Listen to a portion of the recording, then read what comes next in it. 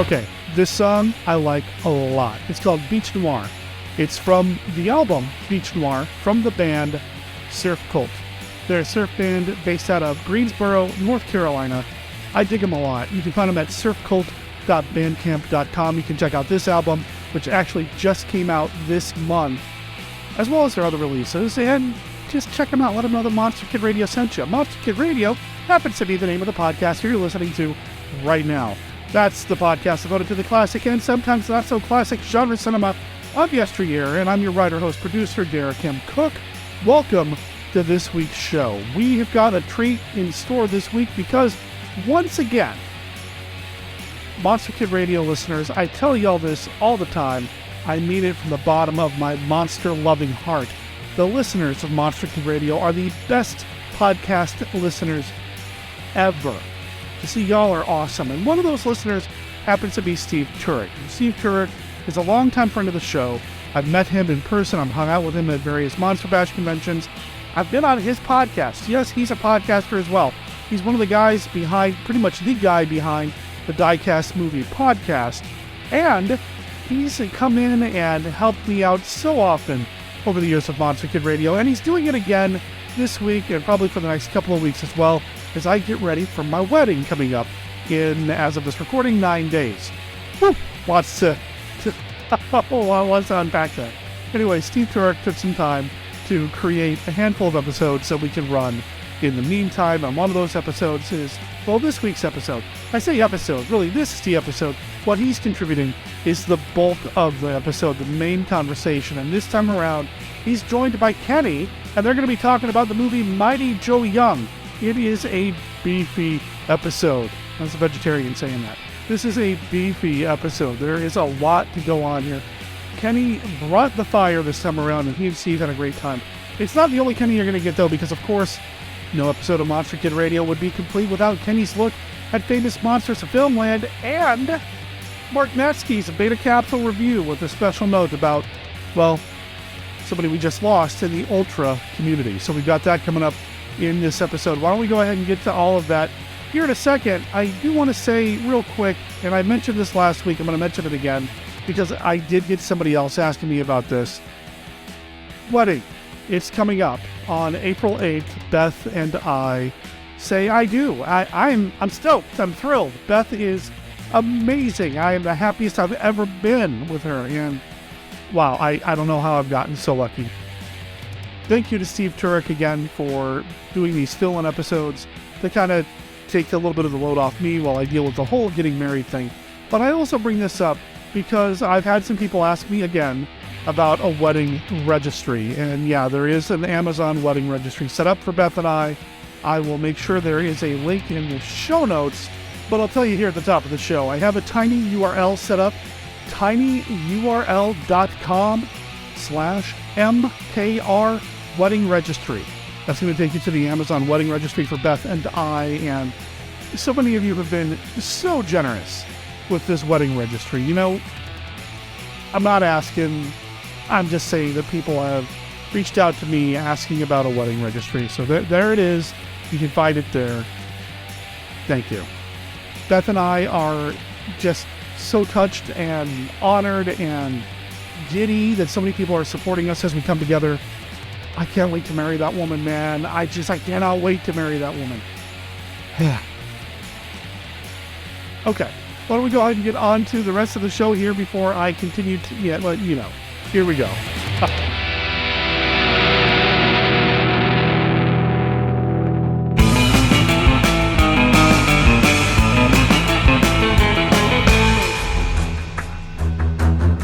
Vampires, werewolves, zombies. Yes, these things are real, but fortunately for those of us who can afford him, so is Mark Temple. And he's good. Real good. He's a former FBI agent turned freelancer with the knowledge and skills to eliminate your monster problems. And his rates are negotiable. Monster Hunter for Hire, the first volume of the Supernatural Solutions, the Mark Temple Case Files, is now available in both ebook and paperback. Go to tinyurl.com/monsterhuntertemple to buy your copy of Derek M. Cook's latest book. Read about Mark Temple, the experienced professional now available to rid you of your supernatural, ghoulish, and monstrous pests. That's tinyurl.com/monsterhuntertemple. And don't worry, Mark Temple is discreet.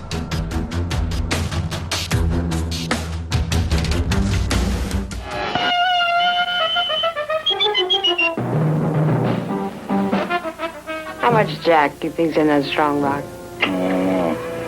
There's plenty of Cuban sugar, though. Here's what happened. The general beat his friend Castro to the Cuban treasury. The strongbox is now on this boat. So are a deported American gangster and his moll. And lurking in the depths is the creature from the haunted sea. You're a crazy mixed-up kid. I am perfectly adjusted to my life of crime. Don't worry, Mary Bell.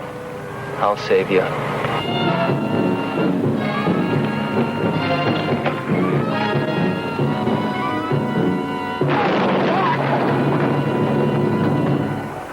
It's all right. Be calm, everybody. The boat's insured.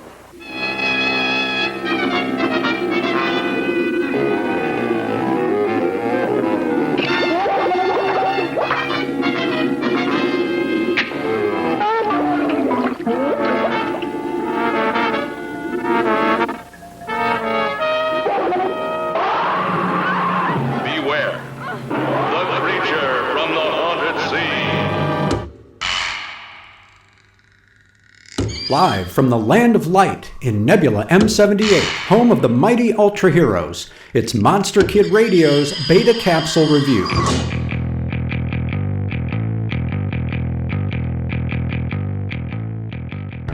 Return of Ultraman, Episode 8, Monster Time Bomb. First aired May 21st, 1971. The appearance of a monster in Osagadani gives the monster attack team the chance to try out an experimental weapon called the X-Bomb. With characteristic self-confidence, Go volunteers to fly a solo mission to administer the weapon, but things go sideways when he mistakenly sets a 10-hour timer on the bomb. He hits his target, but Kaiju Ghostron burrows underground, inducing panic when it heads in the direction of Tokyo. Later that day, Captain Kato uses the principles of judo to help Go discover the importance of humility and focus. When Ghostron changes course, the two of them head to the Aoki Highlands, the location of a dynamite plant containing enough nitroglycerin to blow away Tokyo. The monster surfaces with the X-Bomb under its skin and sits down near the explosives plant. MAT meets to devise a plan, finally deciding to shoot a tranquilizer at the creature, but Go is not convinced it will work. He secretly develops his own approach. Is Go just being rebellious, or will his efforts save the day?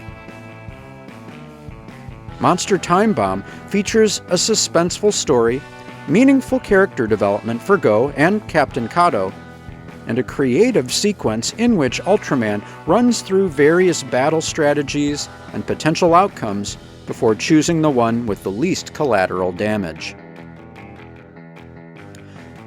On March 24th, 2023, Tsuburaya Productions announced that Jiro Dan, who played Hideki Go, passed away just 2 days earlier. He was 22 years old when production started on Return of Ultraman, making him the youngest actor to play a human Ultra host in the Showa era.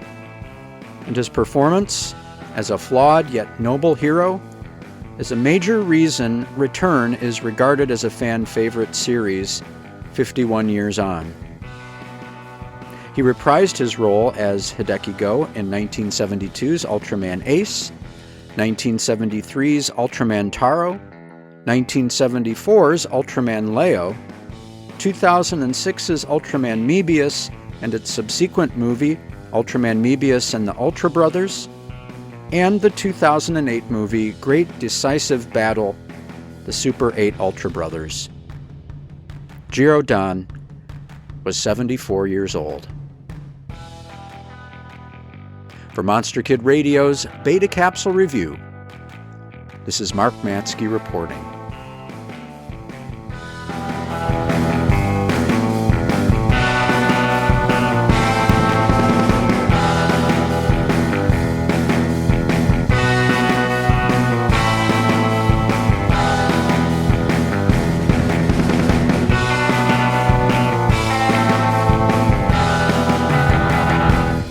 Was Mighty Joe Young, the creature from the Black Lagoon, King Kong, and now there is Gwanji.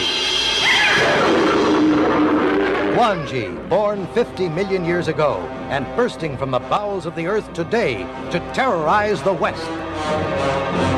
Gwanji, the most mammoth monster of them all, terrifying survivor of a lost era, rampaging through a forbidden land, a land they call the Valley of Gwanji. Call it amazing, fantastic, unbelievable, and call it the greatest monster movie ever. The Valley of Gwanji, the strangest Western roundup ever, starring James Franciscus, Gila Golan, and Richard Carlson. From Warner Brothers 7 Arts, in exciting Dynamation and Technicolor. The Valley of Gwanji is rated G, spectacular entertainment for the whole family. The dawn of civilization. Primitive. Dangerous. Exciting. Wet. And sloppy. Caveman. The handwriting is on the wall. If the human race is ever going to amount to anything, it needs a leader. Will it be Tanda? He is strong. How about Gog? Gog is out of sight. And Atuk. Atuk sounds good.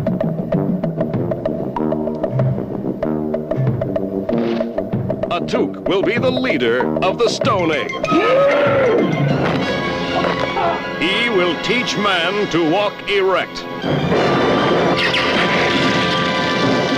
He will discover fire. He will invent roast chicken.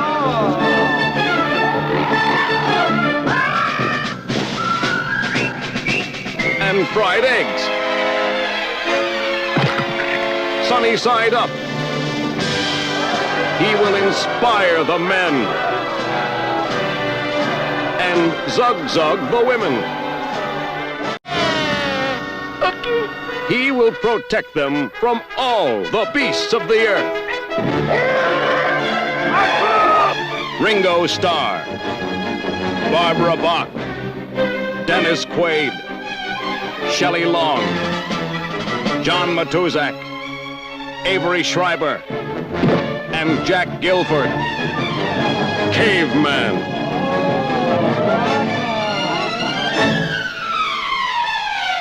They don't call it the Stone Age for nothing. Hello there, Monster Kid Radio heads. This is Kenny with a look at famous monsters of Filmland.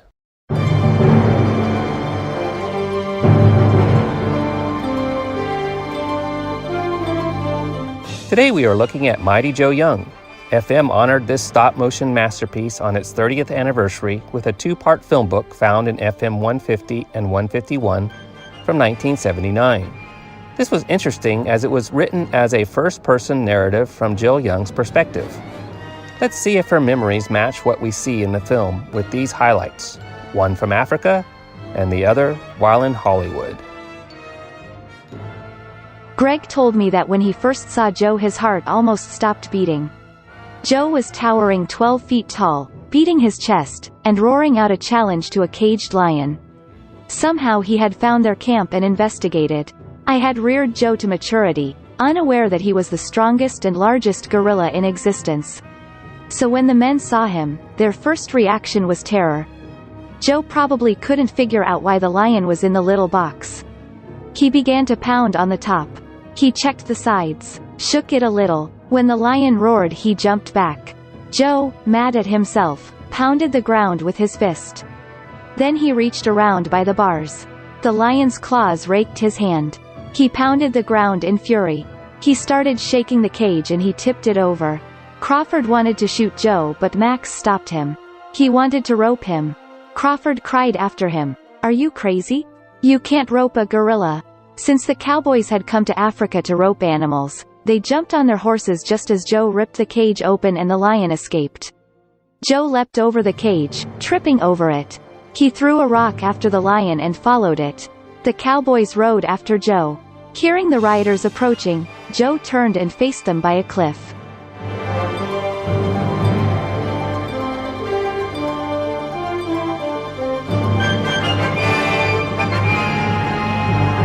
Every light in the place went out. The orchestra swelled as a single spotlight shone down upon me. A circular section of the stage, just large enough to hold me and the piano, started to rise slowly until it was 12 feet above the audience. Then the lights came on.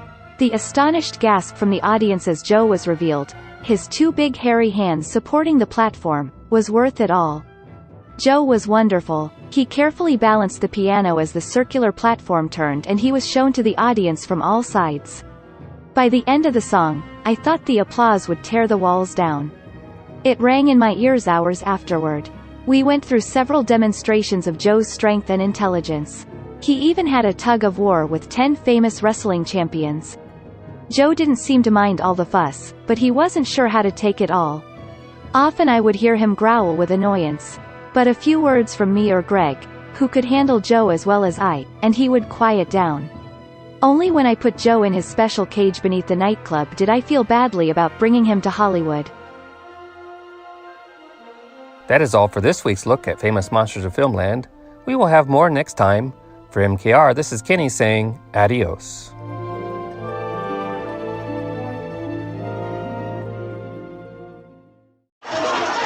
See the sorcerer of the black arts, the gold helmet faceless vizier, the death fight of the centaur on the griffin, the six-armed goddess of evil.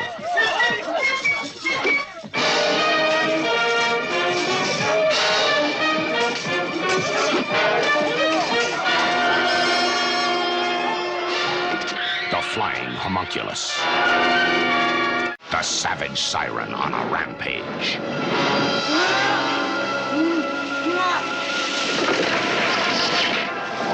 The duel with the vanishing sorcerer. The one-eyed centaur. The oracle of all knowledge.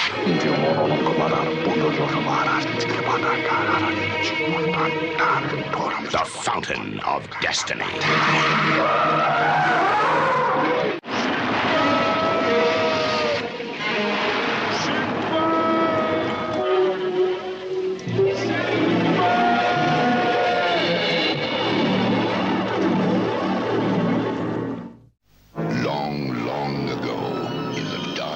Of sorcery lived a powerful, monstrous creature.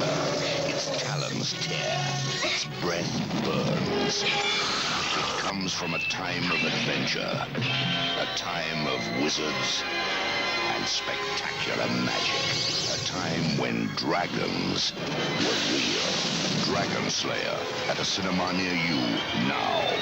Hello, everybody. Welcome to a special emergency episode of Monster Kid Radio. Why is it an emergency episode? Derek is putting it out because he's got something else going on. It could be wedding plans. It could be writing out his book. It could be any number of things, but he sent me the emergency signal. I received in the mail a cassette tape, and it said, "Steve, play this tape." And I played, and weirdly enough, the Mission Impossible music started to play. And I'm listening to what Derek's saying, and he's telling me these clues and things that he needs. First, he needs me to help him with an episode because he has other stuff coming on. Then he gave me clues about who should be the guest host. But what really annoyed me was at the end of the tape, it self-destructed. And when it did, it took out my cassette recorder tape. Those things are hard to find, Derek. I mean, they're relics nowadays. You have to actually pay good money. You can't get them cheap unless you go to, like I did earlier, and get it from somebody's home sale, the yard sale or whatever, and they're selling them dirt cheap. Maybe I have to get another one. But he gave me these clues to look out for a guest host. It had an avocado wearing a luchador mask. It had a compass symbol pointing south. And all of this was taking place in a park. And of course, being a fan of 1960s Batman, this riddle made perfect sense to me. Obviously, the compass pointing south in a park means South Park. The luchador mask means somebody that likes luchadors. Avocados are from Mexico. Who do I know that fits in with all that? It's got to be Kenny, because Kenny always dies in South Park. It's got to be Kenny from Mexico. And that's the one I contacted. I said, Kenny, I need help. I got an emergency cassette tape from Derek. What movie can we do? What movie can we do to help Derek out? And Kenny fought long and hard because he knows all the movies Derek hasn't yet to cover because he keeps a list and he's checking it twice. And he picked Mighty Joe Young. And I have on the show today, Kenny from Mexico. Buenos días a todos allá en los Estados Unidos. Vamos a hablar hoy de la gran gorilla, Mighty Joe Young. How you doing there, Steve? I'm doing fine. Did you like your little introduction? Hey, sounds cool. Got me down. I'm here in Mexico, south of the border. If you hear any pop, pop, pop, it could be narco fighters having it out, but we're still here. Hanging out with you guys. I grew up in Baltimore City, so hearing a pop, pop, pop is just a normal day. But Kenny, I'm glad you're able to help Derek and myself out with doing this show, and I'm glad you picked. I am shocked that Derek had never done Mighty Joe Young. You picked it, and you said it was on the list. I'm like, he has not covered Mighty Joe Young, and it just blew my mind that this classic stop motion movie that I love and a lot of people love has yet to get the Monster Kid Radio love. But listeners, that is changing as you hear. It is changing now in real time. Yes, and I have a lot of love for this movie, so you're going to hear a lot about it. So I think people are going to enjoy, and if you aren't familiar with the movie or it's been a while since you've seen it, you're going to want to watch it again after you listen to this conversation today. Oh, definitely. And definitely get the Blu-ray version that has the commentary and it has these special features. I was rewatching it again and it's just, it just makes you feel good all over. But before we get more into the movie, Derek normally does the classic 5. I'm going to give you 5 questions, but I'm not going to use Derek's cards this time because you've been on his show so many times. You're on his Twitch channel so many times. I doubt there's a question at any card that he has that you have not heard 5 to a dozen times already. Am I correct in that? Yeah, I've done some repeats. I've repeated some in my day, so I'm happy for some fresh ones. All right, so I'm going to try to put you on the spot a little bit. I'm going to make these questions stop motion movie specific type questions. Because I'm ready. Because I'm staying in your wheelhouse. I mean, listeners, you can't see this, but we're recording by Zoom. I'm seeing Kenny's room, and you guys would all be drooling if you could see what I could see in the background behind Kenny. I mean, it's just like, it's the monster movie love is there. So we'll start off with an easy one for you. An easy one. Who is your favorite Sinbad from the Harryhausen Sinbad movies? Interesting question. I think my favorite would have to be the second one, John Philip Law. I don't know how much he faked it, and how real it is, but he put an accent in there.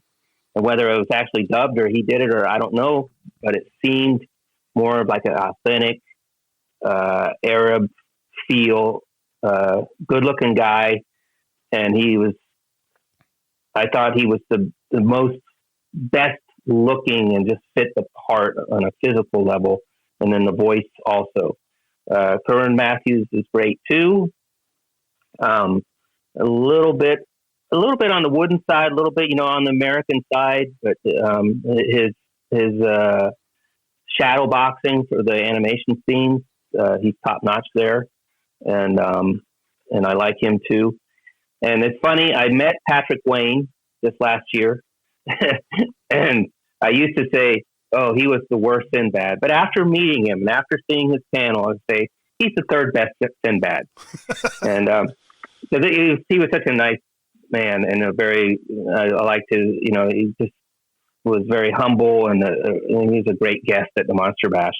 So I kind of changed my feelings, but really, I have to be honest, his Sinbad is kind of wooden. He kind of has a monotone feel to his voice, and no attempt either by the sound team or him to, this is we're in Arabia and all that. There's just him, and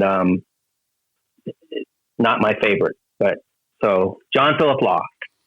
Oh, I think I'm on the record and on my podcast and other places saying that John Philip Law to me is Sinbad out of those three movies. I mean, he's over 6 feet. I think he's like 6.5 feet tall. He has the turban. He's got the beard. I'm talking to Kirk Christian. That is his voice, so it wasn't dubbed. That was him actually doing the accent and everything, doing all the acting. He just comes off as the Sinbad. So I agree with everything you said there, and probably put him in that same order for various reasons. But I agree with you in your order. I just enjoy that movie. Now, since you picked that movie, The Golden Voyage of Sinbad, which Harryhausen creation is your favorite? It would be question number 2 for you. From that particular movie or in general? That particular movie. I think I know what your overall one would be, the Ymir, or something like that. But what would be from that movie? Well, and this is probably in my top 3, if not top 5, if not top 3. The Kali, the 6-armed statue sequence is just. I mean, I'm getting chills just thinking about it, talking about it. And whenever that scene comes up, I jump up and I'm conducting the orchestra. I am sword fighting Kali, and I am Kali. I'm doing it's just everything about that whole sequence. The music is perfect.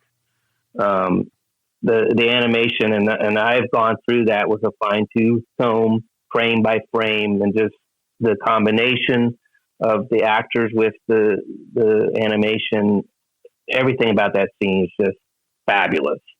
And there's a Japanese company that's put out these beautiful statues, vinyl statues of all of Harryhausen's creatures, and that's one that's like, oh, I wish I could have that one.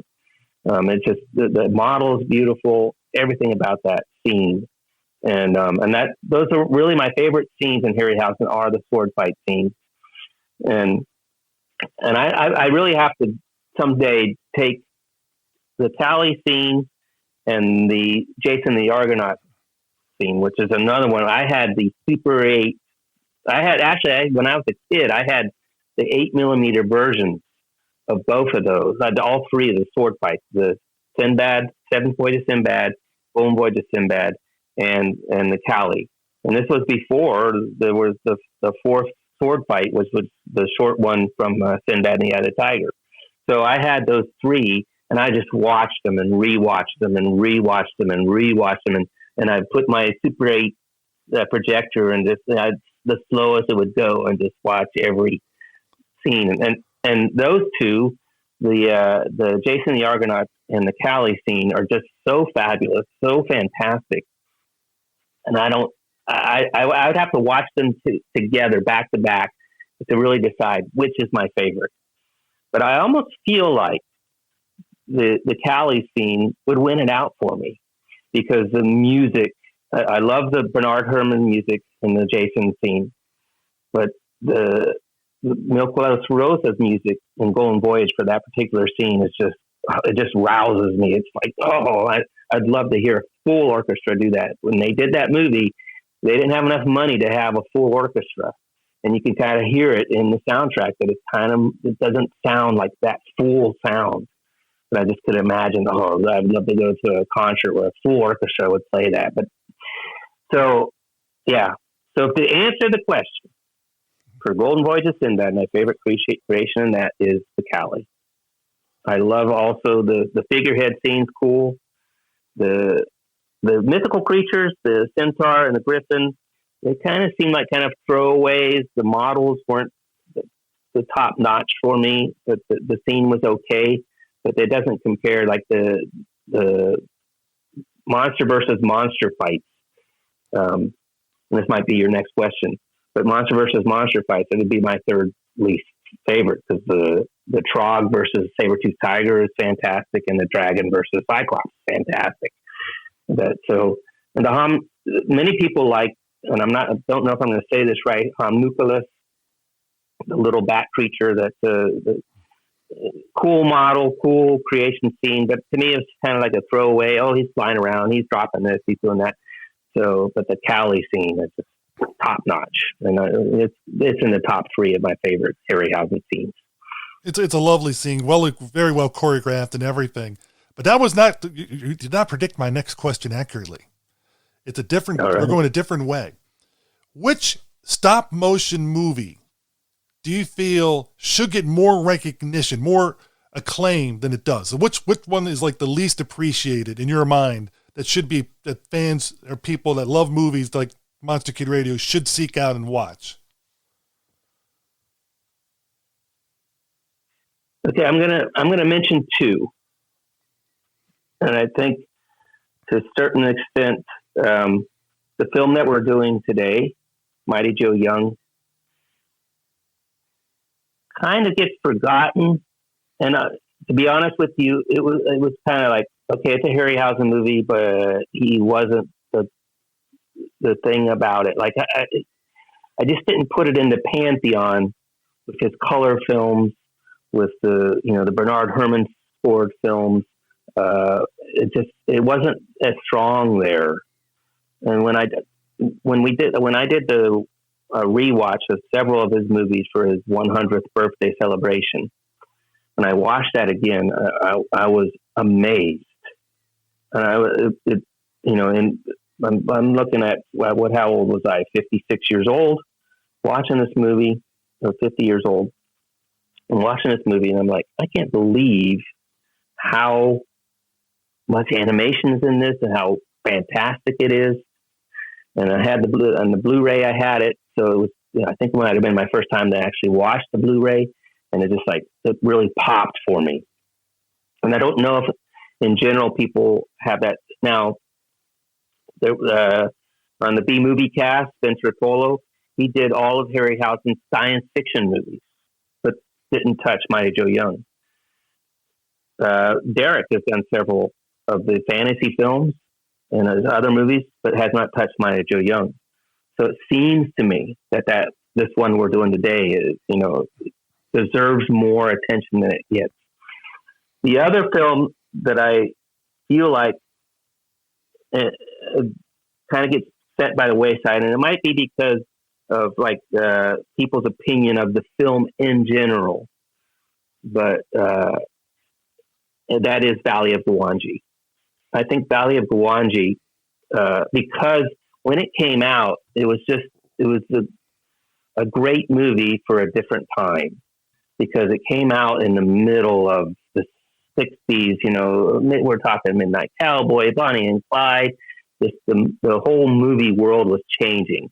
They got rid of the production code and started the rating system, and it was just a different time. So I think if that movie had come out in the 50s, as is, it would have been a popular favorite for everybody.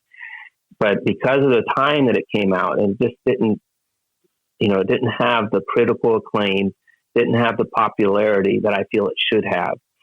And today I know that most Harryhausen fans that I meet, especially my age, because it's that would be the first Harryhausen movie that I knew about. My first Harryhausen thing that I had was the coloring book. Before I even saw the movie, my parents bought me the coloring book and the poster for that movie. My favorite movie poster of all time, the dinosaur, cowboys and riding up on the dinosaur. It's just a beautiful picture.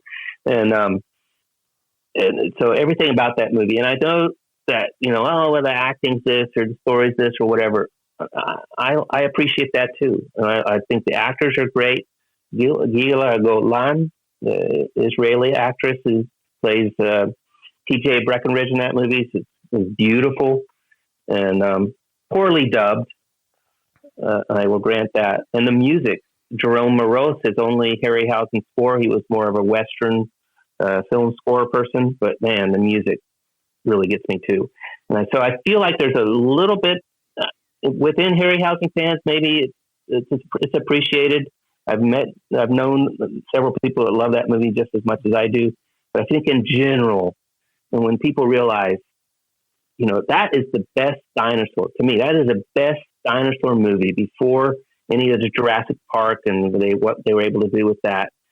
But the amount of animation in that movie too is, it's close to 20 minutes, which is a lot for an animation film. And that would be my second choice for the least respected of the animation films. Now, there's a lot of the sidebar animation films, like the Jim Danforth films and stuff. They just don't match up to the Harryhausen ones.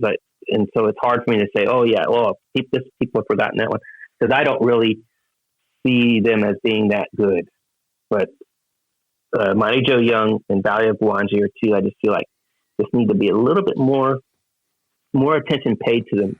And I think young people, I think what I'd like to see with both films, Valley of Gwangi especially, if you love dinosaurs, or if you have a kid that loves dinosaurs, and it's like, hey, have you ever seen a cowboy rope a dinosaur?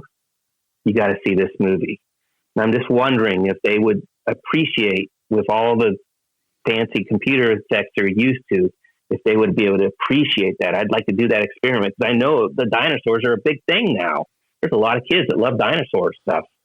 And but I know these realistic looking dinosaurs in all the Jurassic Park movies and everything else that they've done with the computer generated stuff are fantastic. But I feel like, have you ever seen this? Cowboys roping a dinosaur, and I would love to do that experiment. And that's why I say underappreciated. I think kids today would appreciate it. I think dinosaurs have been a child's favorite for longer than just recent kids. I think it's one of those perennials where children of that age, of certain ages, just get drawn to the dinosaur culture. And I think that's going to be, it's like everlasting. I think that's going to be something that continues to perpetuate.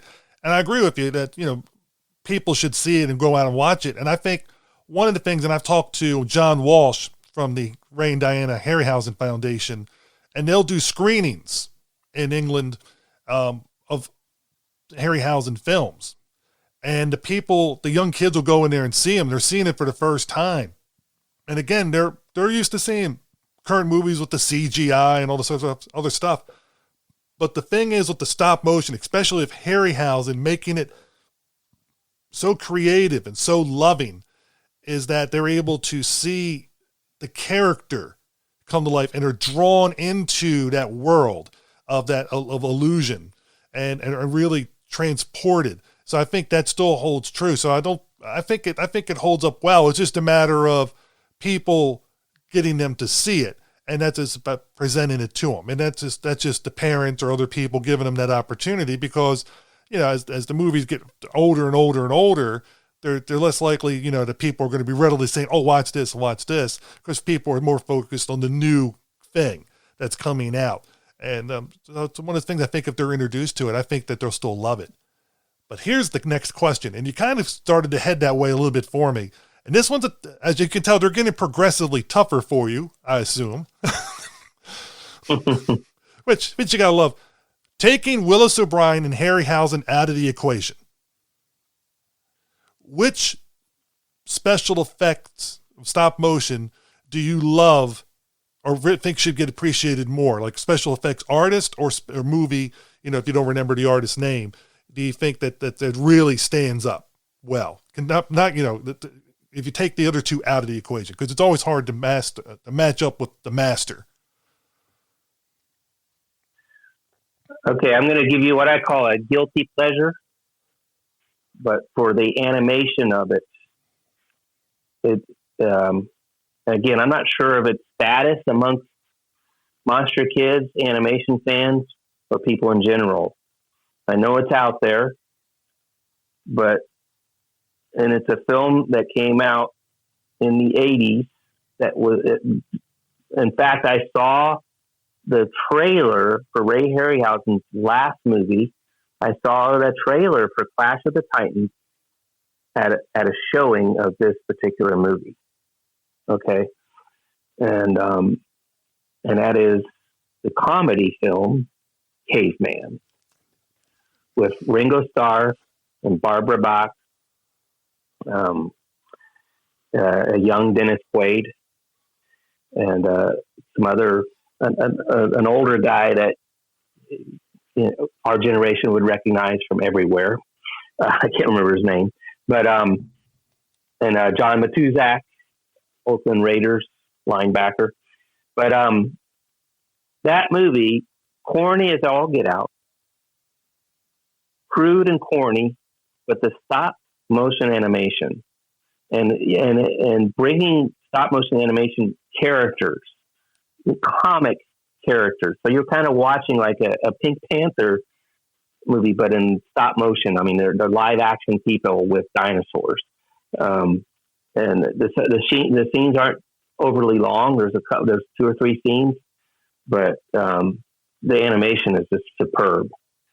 And I'm not even sure who did that amongst all of the Harryhausen fans that became actual animators.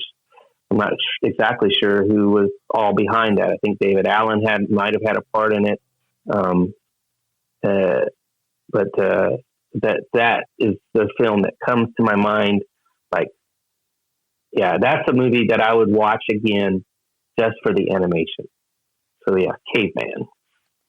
I remember seeing Caveman when I was out in the theaters, and I really enjoyed it for the it's a comedy. It was fun. It was entertaining. You enjoy it, and then you think about all that stop motion that they put into it. But for me, if I was to have the same question thrown at me, I would go with another movie that came out in the 80s and go with, if I remember the movie correctly, Dragon Slayer, because the effects of the dragon were just so spot on, and it's still breathtaking today. But both are 2 different types of films, but the animation in both are really fun. Yeah, and that's funny that was another one when and they all came out in that 1981 around that time. And it was kind of like almost after the stop motion animation was just like exploding to a certain extent with Star Wars having that little short sequence on the chessboard, and then Harryhausen's last film, and then those films came out, and then it kind of petered out for a while, and stop motion animation films started. There's not that many out there between 82 and 93, and then we start with the computer generated stuff. But the Dragon Slayer, yeah, that's another one. I remember seeing that. Actually, I saw that in Hollywood at the theater. It's now the main Disney theater on Hollywood Boulevard, across the street from the Grauman's Chinese, and the 70 millimeter and everything. And that movie pops too. And they used a technique. I was getting a magazine at that time called CineFX. I think it still exists. And they were talking about the technique. They called it go motion. And they were starting to use computers where the model is going to move from this point to this point. And the model would be connected to like different tubes that would move the parts. And when they would take the picture, it would actually move. So there was like blurring. And some of like the wings and some of the quicker movements, they would be able to have blurring, so it looks more smoother than the normal animation would. So, but I'm assuming that was a very expensive and hard to do technique because it wasn't done that often. But Dragon Slayer was kind of the pioneer with that. Go motion, it was called. Yeah, it's just a breathtaking movie, and one day, who knows, one day Derek might cover it on his show, because it's every so often he dips into the 80s, and he might cover Caveman and Dragon Slayer. And that would be an interesting 2 to cover, and I'm sure he should have you on for Caveman, and hopefully he'd have me on for Dragon Slayer, and that would be just like, we can just have some great fun. And I don't even know if he's seen those 2 yet, so it could be adding to his list, so to speak.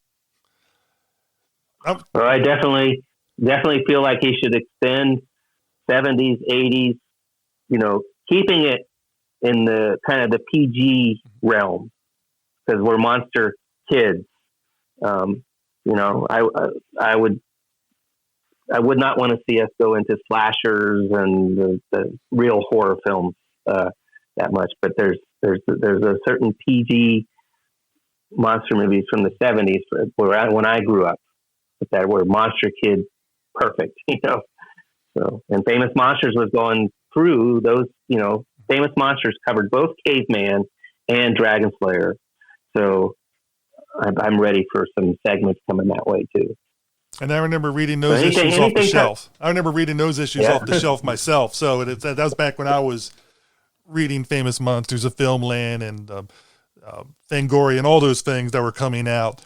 But I think they're will hopefully eventually move into that thing for the reasons we said. There's so many movies that would fit in the Monster Kid wheelhouse that could be explored.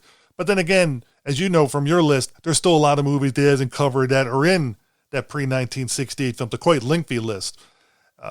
Yes. The final question, I'm going to give you an easier one to end with. Maybe it could be easy. I don't know. We'll give you a Harryhausen question because we know you love Harryhausen.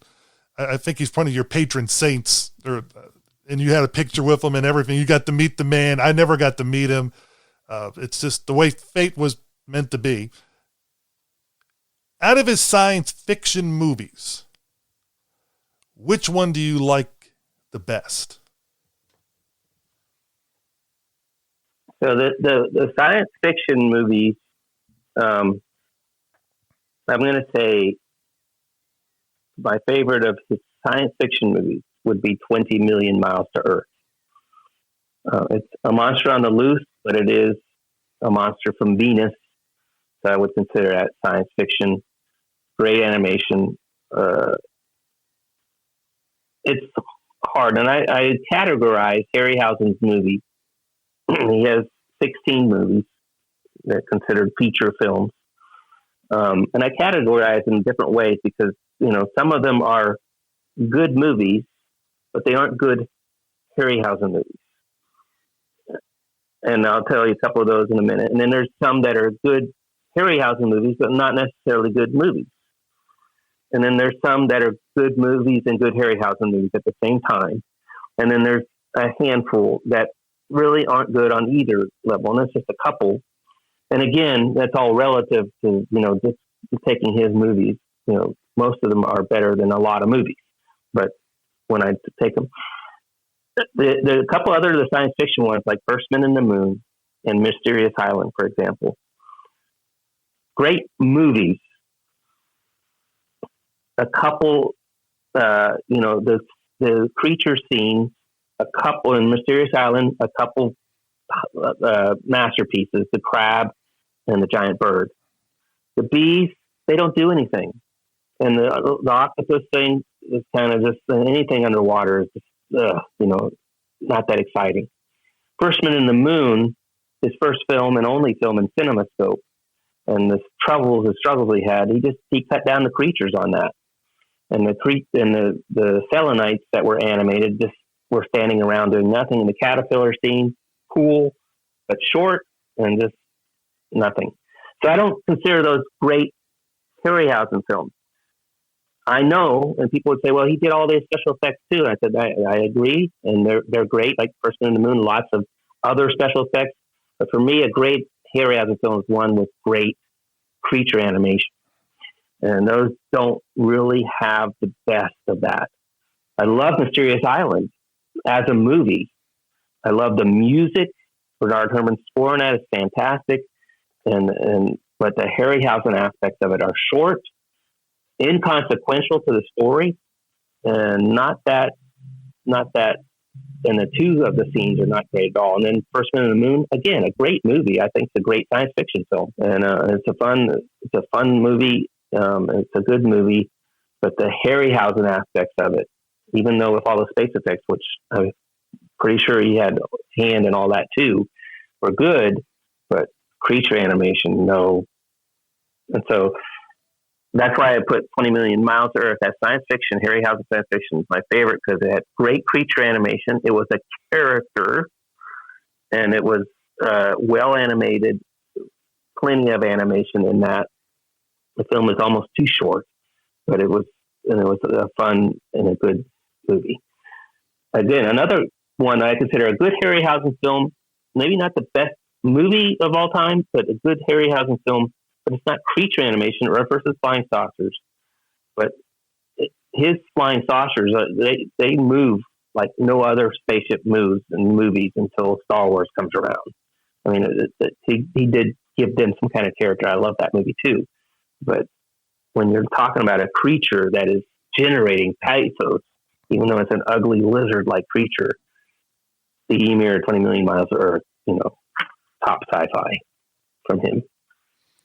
Well, I can't argue with anything you said there. And so what did you think of these 5 questions? Did you enjoy them? Yeah, fantastic. You guys have to divide up this show into like 5 parts before we're all done here. You're getting me talking. Well, as Derek always said, when you get 2 monster kids together and we're having, and the thing is I look at this as we're having a conversation, and I'm hitting you with some questions that are right in your wheelhouse, but I think some of them, we're hitting things in different ways. We're like poking the information and trying to get you to come up with some things you might not have thought about too much before. It sounds like you have thought about a lot of these things before, but I think I might have hit you with at least one question in there that you were like, had to give you some pause. Yeah. And I think about, the thing is, I think about a lot of this stuff sometimes to myself, but it's rare that I have a chance to talk to someone about it, and someone is just as excited and interested in it. Even though we have our community and we're chatting and stuff like that, it's still that one-on-one. I'm still kind of like a loner here where I'm at, and I haven't met any local monster kids. I wish I knew some, that way I could just say, hey, let's hang out and talk. And so I appreciate this. And because, sometimes I think about these things, and I sometimes I imagine, I wish I could be on Jeopardy, where the category would be Harryhausen, and I think of all the questions, and how many can you name 10 actors that have been in 2 Harryhausen movies and stuff like that? I know stuff like that, and there's other important things I don't know, but I know a lot of weird trivia like that. So, so I enjoy being able to share things that have gone through my mind. But who wants to know about this? I don't even think my wife would like to know, but would care, So. Thanks for asking. Oh, you're welcome. You're welcome. But now let's get into the movie, which you talked a little bit about as one of your 2 picks for underappreciated movies, Mighty Joe Young. And I've seen this movie many times growing up, and then I had a couple decades where I hadn't seen it, and then of course they did the remake, which I saw once, and then I saw Mighty Joe Young again, the original 1949 one, several more times in recent years.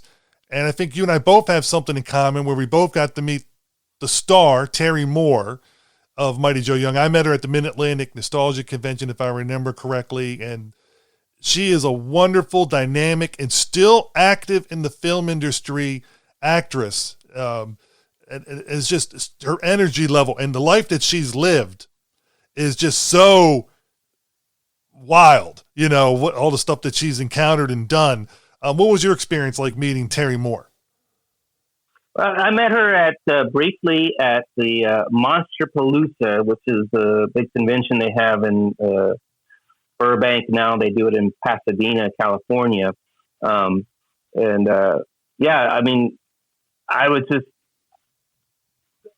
I'm not like you, in that when I meet the stars, I'm really shy. So what I have is a book.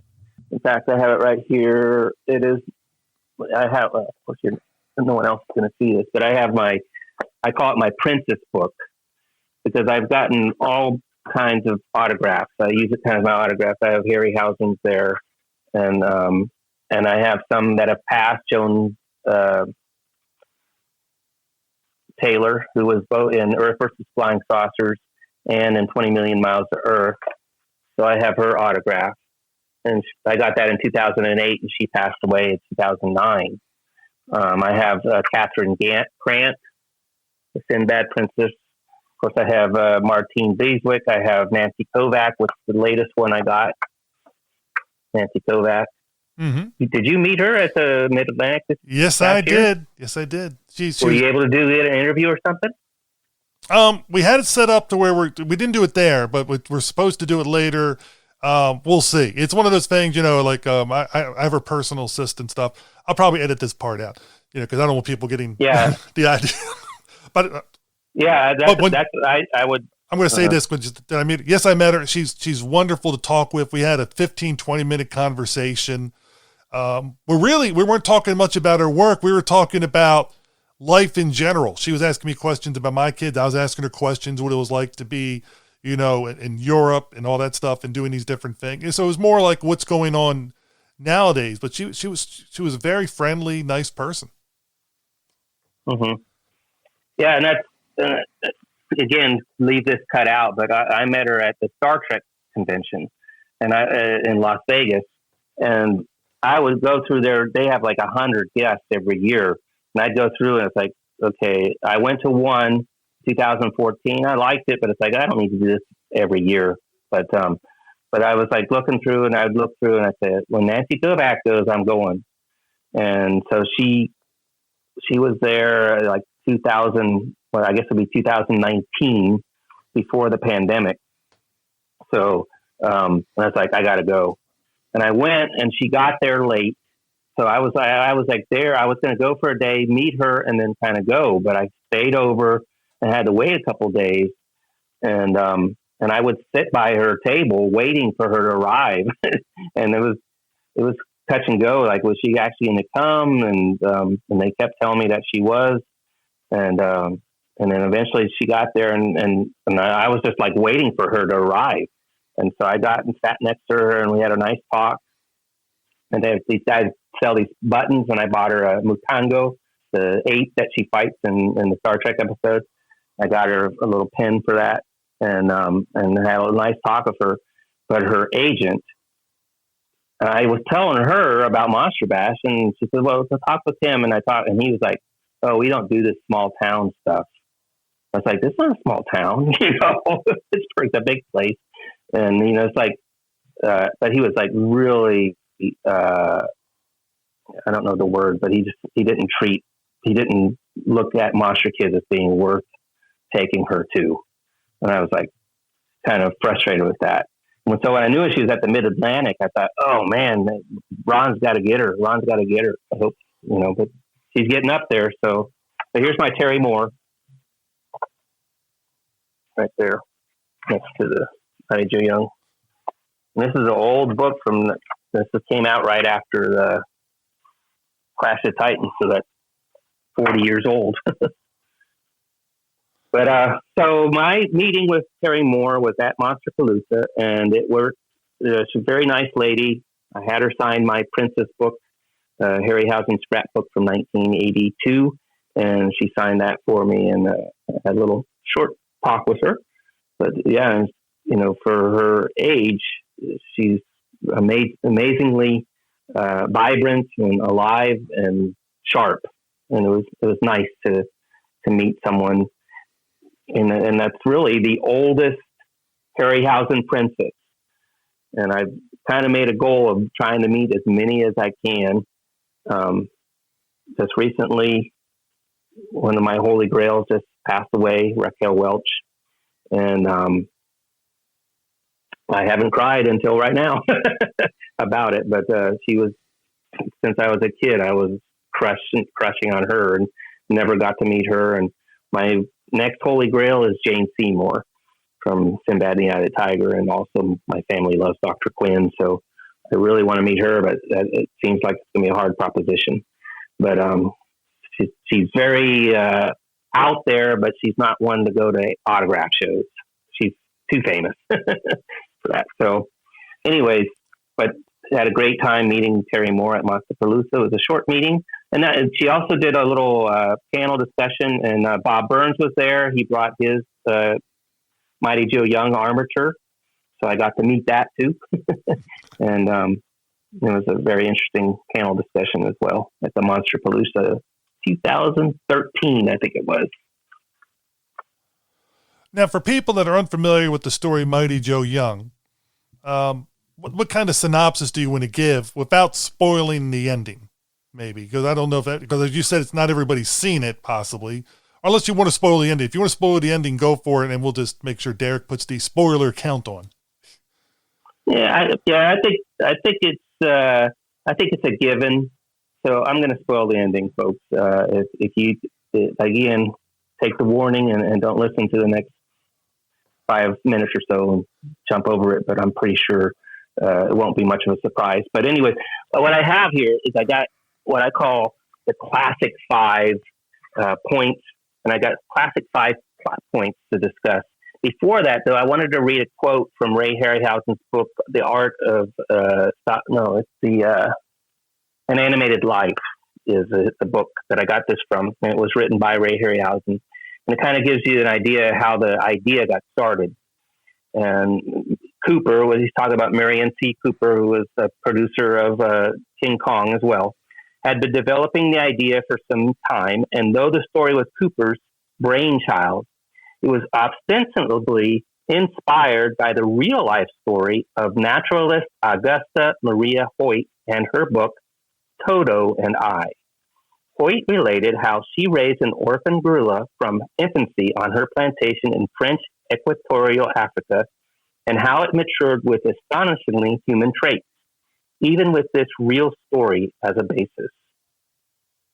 So that was kind of where they got the idea. And so I'm going to give you the classic 5 plot points for Mighty Joe Young, so people just get an idea what it's about. First point, young girl living in Africa adopts a gorilla. Second point, ambitious showman discovers girl and gorilla and convinces her to come to Hollywood. Third point, for 17 weeks, gorilla is exploited in a Los Angeles nightclub. The fourth classic 5 point, gorilla is condemned to death after a drunken rampage in the club. And number 5, spoiler alert, gorilla is redeemed by rescuing orphans from a fire and returns to Africa. Those are the classic 5 plot points. The basic story, simple, and basically the story is a holder for some fantastic scenes, which we'll delve into more as we go along. Yeah, that pretty much gives people the whole point of it. And what I enjoy about this movie, it has comedic elements, somber elements, and little pathos going in. So it has a little bit of everything. So I know some people consider monster movies horror movies. This is obviously, it's more of an adventure drama movie with a creature that, that's the main focus of introducing Mr. Joseph Young, of course, to Hollywood. And what I also like about it is it's one of the few monster type movies that has a happy ending. Because a lot of times you'll have a monster movie and it has a sad ending. I'm speaking from the monster's perspective, right? And that kind of thing. So this is one of those few where, as you just said, he gets to live all the way through the movie, goes through a lot of trials and hardships. And I think that's what I think is the part that keeps people coming back to it, that have seen it, is the heart of the movie. And the heart is the relationship between Mighty Joe Young and Jill Young, Terry Moore's character. The bond that they had from early childhood on is just really there through it. And I think it's with Harryhausen and working on it and getting the facial expressions of Mighty Joe Young to the way he looks at her and the way he treats her. You can just tell that there is so much affection coming from this model, this puppet, this non-real thing, but it looks so real. And it's just amazing with the technique of moving the eyelids, the eyebrows, the mouth, the eyes itself, everything just coming across. Or when Joe Young is encountering horrific scenes, like when he's at the burning building saving the orphan, and you can just see the terror, but yet he's brave enough to know what he has to do. And of course, courage is going into something that you're scared and fearful of, but yet going to it and doing it anyway. I just think that all came across in those scenes. And those are just a couple of the scenes that are in there. But what are some of the things that you really appreciated with it? Well, I think when you talk about when you talk about what kind of a film it is, and like you say, it's more of an adventure film than a monster movie. And it's almost, in a certain respect, and kind of its main theme or its message that it's putting out, it's almost like an animal movie with a fake animal. And you couldn't have a real animal do what this animal does, this stop motion animation animal. But it does have a strong message about animal exploitation, while at the same time it kind of exploits some animals. They said, Harryhausen said in his commentary, no lions were hurt in the making of this movie, but they weren't very comfortable in some of the scenes, some of the real lions that they had. But that's, I think, one of the main themes and one of the things about the film, where you talk about the pathos and the different aspects of the film. It touches all the emotions, and I think part of the reasoning behind that is the fact that it kind of does have that message. And there's even a little bit with Jill's position in Los Angeles of the price of fame. The price of fame, not only for Mighty Joe Young, but also for her, and how the people are just crowding around her and asking for her autograph, and she can't go anywhere because she's Joe Young, and it's like things were better in Africa. Things were better in Africa, and I think that's a theme in the movie that because of the lightness of the film. And one of the comments that I read or heard was that they weren't allowed, like the producer said, we can't kill anybody in this movie because we don't want to get an X certificate in England. So if they actually kill anybody, then they would have an issue and they would have problem with censors. So they purposely avoided having anyone get killed. Even though a guy looks like he's getting mauled by a lion, we see him escaping later on. And Joe is tossing lions and things around, but even they aren't shown to be dead. They fall on the table and run away. So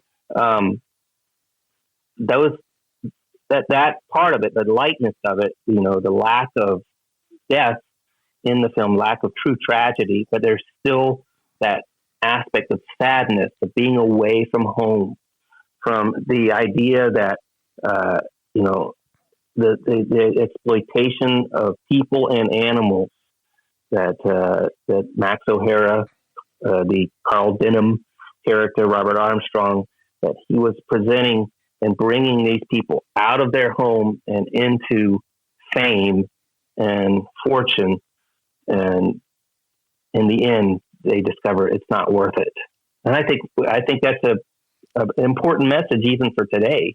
And I think it's a part of the movie that sometimes is overlooked. And I'm going to, as we get more towards the end of our conversation, I want to delve into that a little bit deeper. But that part of it is something that when you watch the film as a kid, or you watch it maybe for the first time, it's all about the action. It's all about the fun. And it is a certain respect, a feel-good movie. There's that section in the movie where it's like, you feel bad for the little ape, the big ape, you feel bad for him. But for the most part, that action fun part of it gets you. But then on repeat viewings, you really start to see the message come out. Now, one of the things I wanted to talk about. Just before you go there, I want to tag in with what you said about fame. And you said how it's a message still current today. You see so many people, especially like TikTokers and YouTube people and all these other people who want to get famous. Like, I want fame. And you see it being pushed so much on teenagers and people in their 20s. And then when they get the fame, those lucky few that get to be noticed by, millions and millions of people who actually know their name, Then they're upset that I can't go anywhere. I can't do this because so many people know me. Now they're videotaping me. They're not looking, they're only looking at the positives, like, I want to get this, and they forget about the negatives. And this movie, as you said, so accurately portrays the negativity of what fame comes with it. It's that dual-edged sword where, yes, you will be known, but yet you'll have no privacy. People will be going to your shows, but yet you won't be able to go anywhere to spend your money unless you pay out for a whole restaurant. But it's not in this movie, but I mean, it's pretty much there. And also what that'll affect your family relationships like, because Jill and Joe, yes, one's a huge gorilla, and one's a girl, but they're family, and their relationship is being affected by the fame, but yet they both come to that reconciliation without talking to each other, but they both know they have to go back home. And of course, the old saying used to be, you can never go home again, but they obviously achieve that. And I think that's the message. Yes, you can go home. It just depends on your mental attitude at that time. And they went and did that thing, and they realized there was no place like home, and they went back, just like in The Wizard of Oz. Yes, another interesting part of the film that, again, with its lightness and action, you would, on a first viewing, you might not gather, but there's a change in the huckster, the showman, and in the commentary they spoke about how he was just like the producer, Marion C. Cooper, that he was like a model. They modeled Max O'Hara, the enthusiasm, that we got to do it bigger, we got to do it better attitude as a showman. But Max O'Hara changes in this movie from, we've got to do this, and conning her, and you've got to stay a little bit longer, you got to keep doing this, until he sees what happens, and it's like, no, I got you in this place, I'm going to get you back.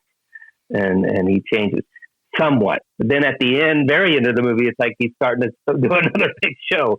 So I think that's them saying, Marion C. Cooper, he might change his mind about exploiting animals, but he'll exploit swimmers or whatever they're going to do next.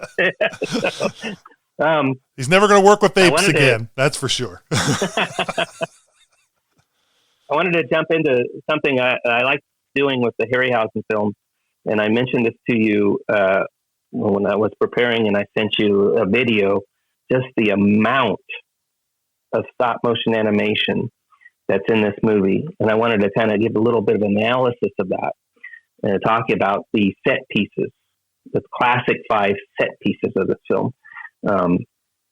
We talked about the themes and the story, but let's really delve into the real meat of what us as monster kids or animation fans love, and that is stop motion animation, which is absolutely superb in this movie. And I was amazed. What I did is I downloaded a copy of the movie, and I just edited anything that wasn't animation. So, like a sculpture, how do you make a cube into an elephant? You take away all the parts that are an elephant. I did that same thing. It's like, how do I see just the animation? Well, I cut out all the parts that are not animation. And it's amazing that this movie had 27 minutes. It's an hour and 33 minutes long, and there's 27 minutes and 6 seconds of animation film. That's 29% of the movie contains stop motion animation. Now, when they produced the film, it took them 3 years to make the film. 3 years, a couple of years were planning. The production, the live action production was around 3 months, but the animation took 14 months to complete. So, and I'm sure most people are aware, but it is about taking a little model. They had 6 different versions of Joe. 4 were 15 inches high, 1 was 8 inches high, and 1 was 4 inches high. But they would take that model and just move it. Take a picture, move it a little bit more, take a picture, a little bit more. Every second, 24 times they'd have to do that for every second. And we're talking 27 minutes and 6 seconds of doing that. It took them 14 months. And it's not just, you have a little model on the thing and you're going to move it around, and you have to combine that with the live action. You have to have projectors, and you have to use mats and all the different processes, which, fill books on how it's done. And that's what amazes me about these movies and what makes them so watchable. And you could stop the film and go frame by frame and just, oh my goodness, how did they do that? How did they do that? And with the Blu-ray, you see some of the scenes, like you see wires popping in and out, and like when he crashes into something and something's falling, every part of that thing that he's touching that's falling is put on a wire and has to be animated too. And it's like, and when I was watching it today with the commentary, and an animator was with Ray Harryhausen, and he was just like, I can't believe this, Ray. He goes, oh yeah, that's the way it was, and then everything, just some of the crazy scenes. So I wanted to get into some of the stats of the film. Like there's 5 classic animation set pieces. Of course, the first we have the intro and the roping scene where we meet Joe. It starts at 17:53. So there were 17 minutes and 53 seconds, or 18 minutes of prelim stuff before we see any animation. But when it starts, it doesn't stop. And this particular sequence lasted 8 minutes and 27 seconds and had an amazing 5 minutes and 8 seconds of it had stop motion animation. And some of the highlights, like you had the cowboys coming in and out. When a cowboy went in front of Joe, so as you watch the movie again, when you see a cowboy go in front of Joe's model, that is also a model. So imagine you're animating the ape doing its thing, but you also have to animate a horse and a cowboy doing its thing, running across the screen. Amazing stuff. And I mean, and it's not just the Mighty Joe Young models, which were built by Marcel Delgado, the same guy who built King Kong, but there were also lions, horses, and various characters had stop motion versions as well. And so, in that particular scene, an interesting thing about that scene, the first time we meet him, Joe Young comes in, big gorilla, and there's a lion in a cage, and he's interacting with that lion. The lion is a live action lion that's projected into that cage, and it's virtually seamless. I mean, you can watch it frame by frame. It's like, how did they do that? And it was a 2-pass situation where they did the animation with a black or a white card where the lion would go, and then they passed it through an optical printer, and then they inserted the lion in there. But imagine trying to coordinate what the lion's reacting. The lion's reacting to Joe banging, an animated creature banging on his thing, and the lion's reacting to that. So they had a lot of coordination. Willis O'Brien was the director of the special effects. He didn't actually do much of the animation. Ray Harryhausen did between 85 and 90% of it.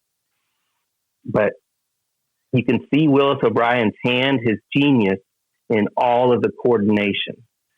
And I think people compare this to King Kong, and I want to get into that more at the end. But you can watch King Kong, which is a fantastic movie, but they didn't have the technology yet to do as much of the coordination between animation and live action as you see in this movie, which is some fantastic stuff. So that was the first classic 5 set piece. Before you go to the second one, because you brought up Gwangi earlier when you talked about 2 underappreciated ones, and of course you also said that same scene where they're roping the dinosaur, and you can't help but you can see where Ray looked at this thing and said, okay, what can I do to up the game to make it even better? And you can see here, 20 years later, roughly, he's doing it again and is able to pull it off so well, in a different way with a different creature. And both are done excellent, but you can just, it's nice how he would be like, oh, let's see this. We can do it again. Like, oh, we had Sinbad fight one skeleton. We'll have Jason and his guys fight a whole bunch of skeletons, and I like that. I like that childhood part of him was just like, what can I do to make it better? It's almost like he had that inner child, and he was just like, I want to make this so much enjoyable, and if it's enjoyable for me, it'll be enjoyable for us, the viewer. And I just appreciate how he was able to make it different and yet have that common thread through his work. Mm-hmm. Yeah, and I think the interesting thing about this, Gwangi was actually a project that Willis O'Brien had, and he had storyboards, and the idea of roping a dinosaur and all was part of that, but he just could not get financing for it.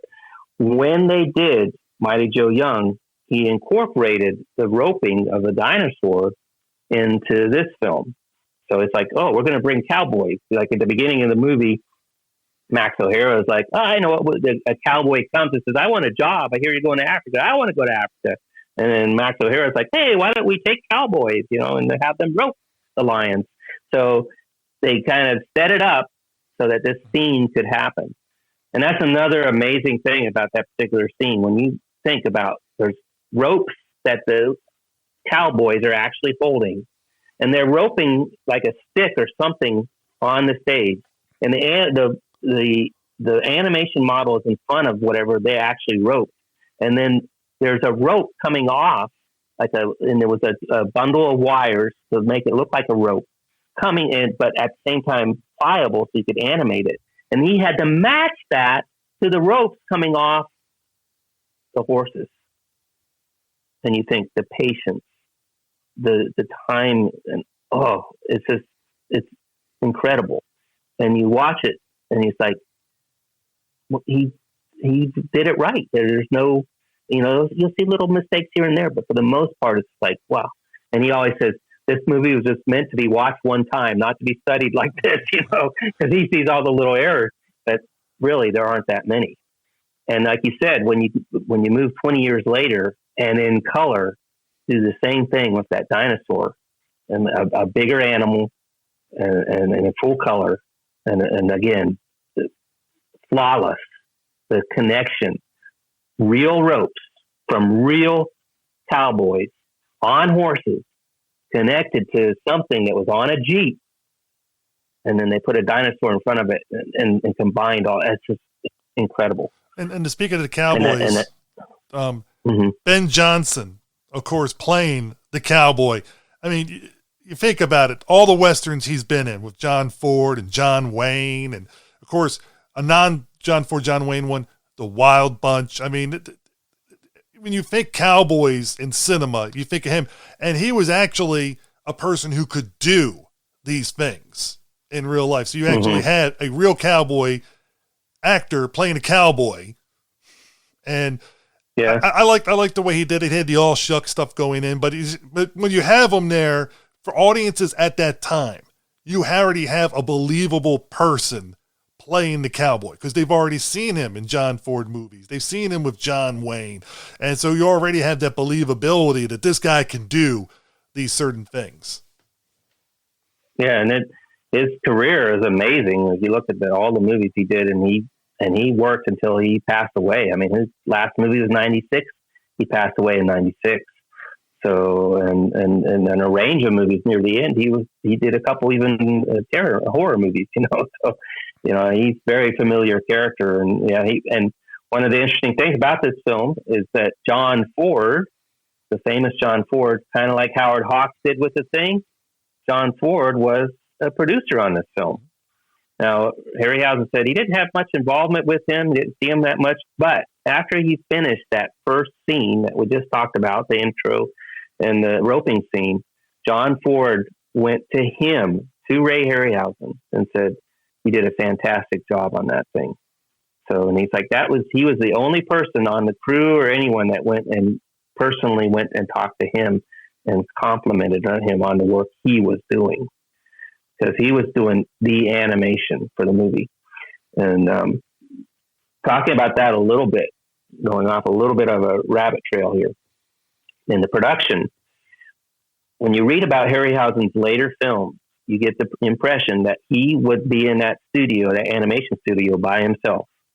and that's the way he liked it. He wanted to be able to concentrate and not have to deal with people. This particular movie was a union shoot, and that meant he could not do anything other than animate. The camera, the projector, lights, there all had to be somebody there doing all that. And he said some of the people would be there watching him. One of those people was a guy named Pete Peterson, who watched it, and when they were in a bind, he did some of the animation. And he became an animator and helped Willis O'Brien with Black Scorpion and Giant Behemoth. But and other people would just sit around and read their newspaper while he would do the animation. And he said he didn't like it that way, but you can't tell that he was in a bad situation because the animation is flawless. It's fantastic. But you have to imagine that a guy who wanted to be and was used to working alone when he had his own little private studio doing his little puppetoons or whatever he was doing, fairy tales and things like that, he was always by himself. But here he had a whole crew of people watching him or sitting around reading newspaper or whatever.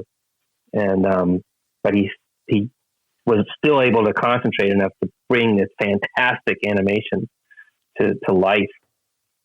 So going on with our classic 5 set pieces, the next group of scenes I call the shows, and it's actually kind of 3 sequences, but they're all kind of packed together. So I call it one set piece. That's the piano, the tug of war, and the organ grinder.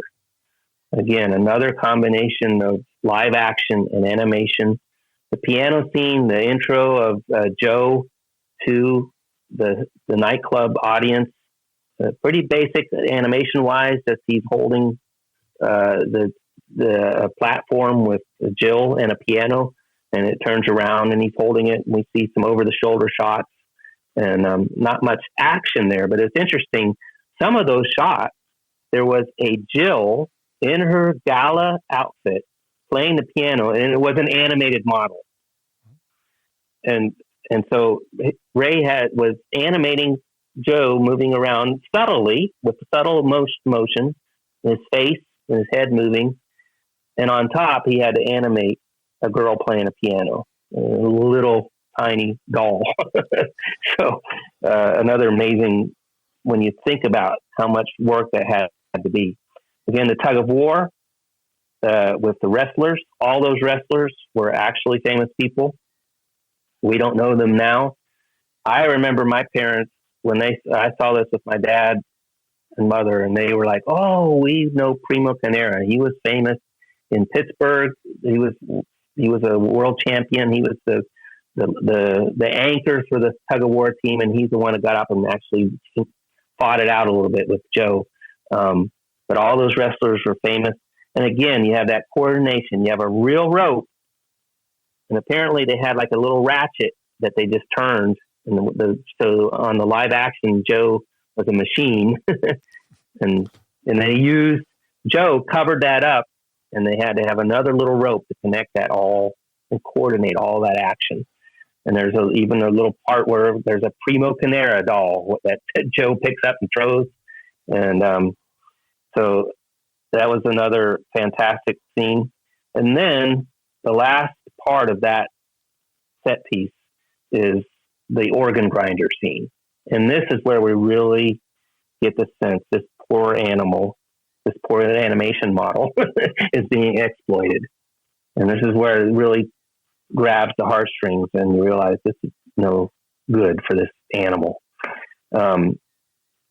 So the organ grinder, he comes out, he's dressed as an organ grinder's monkey.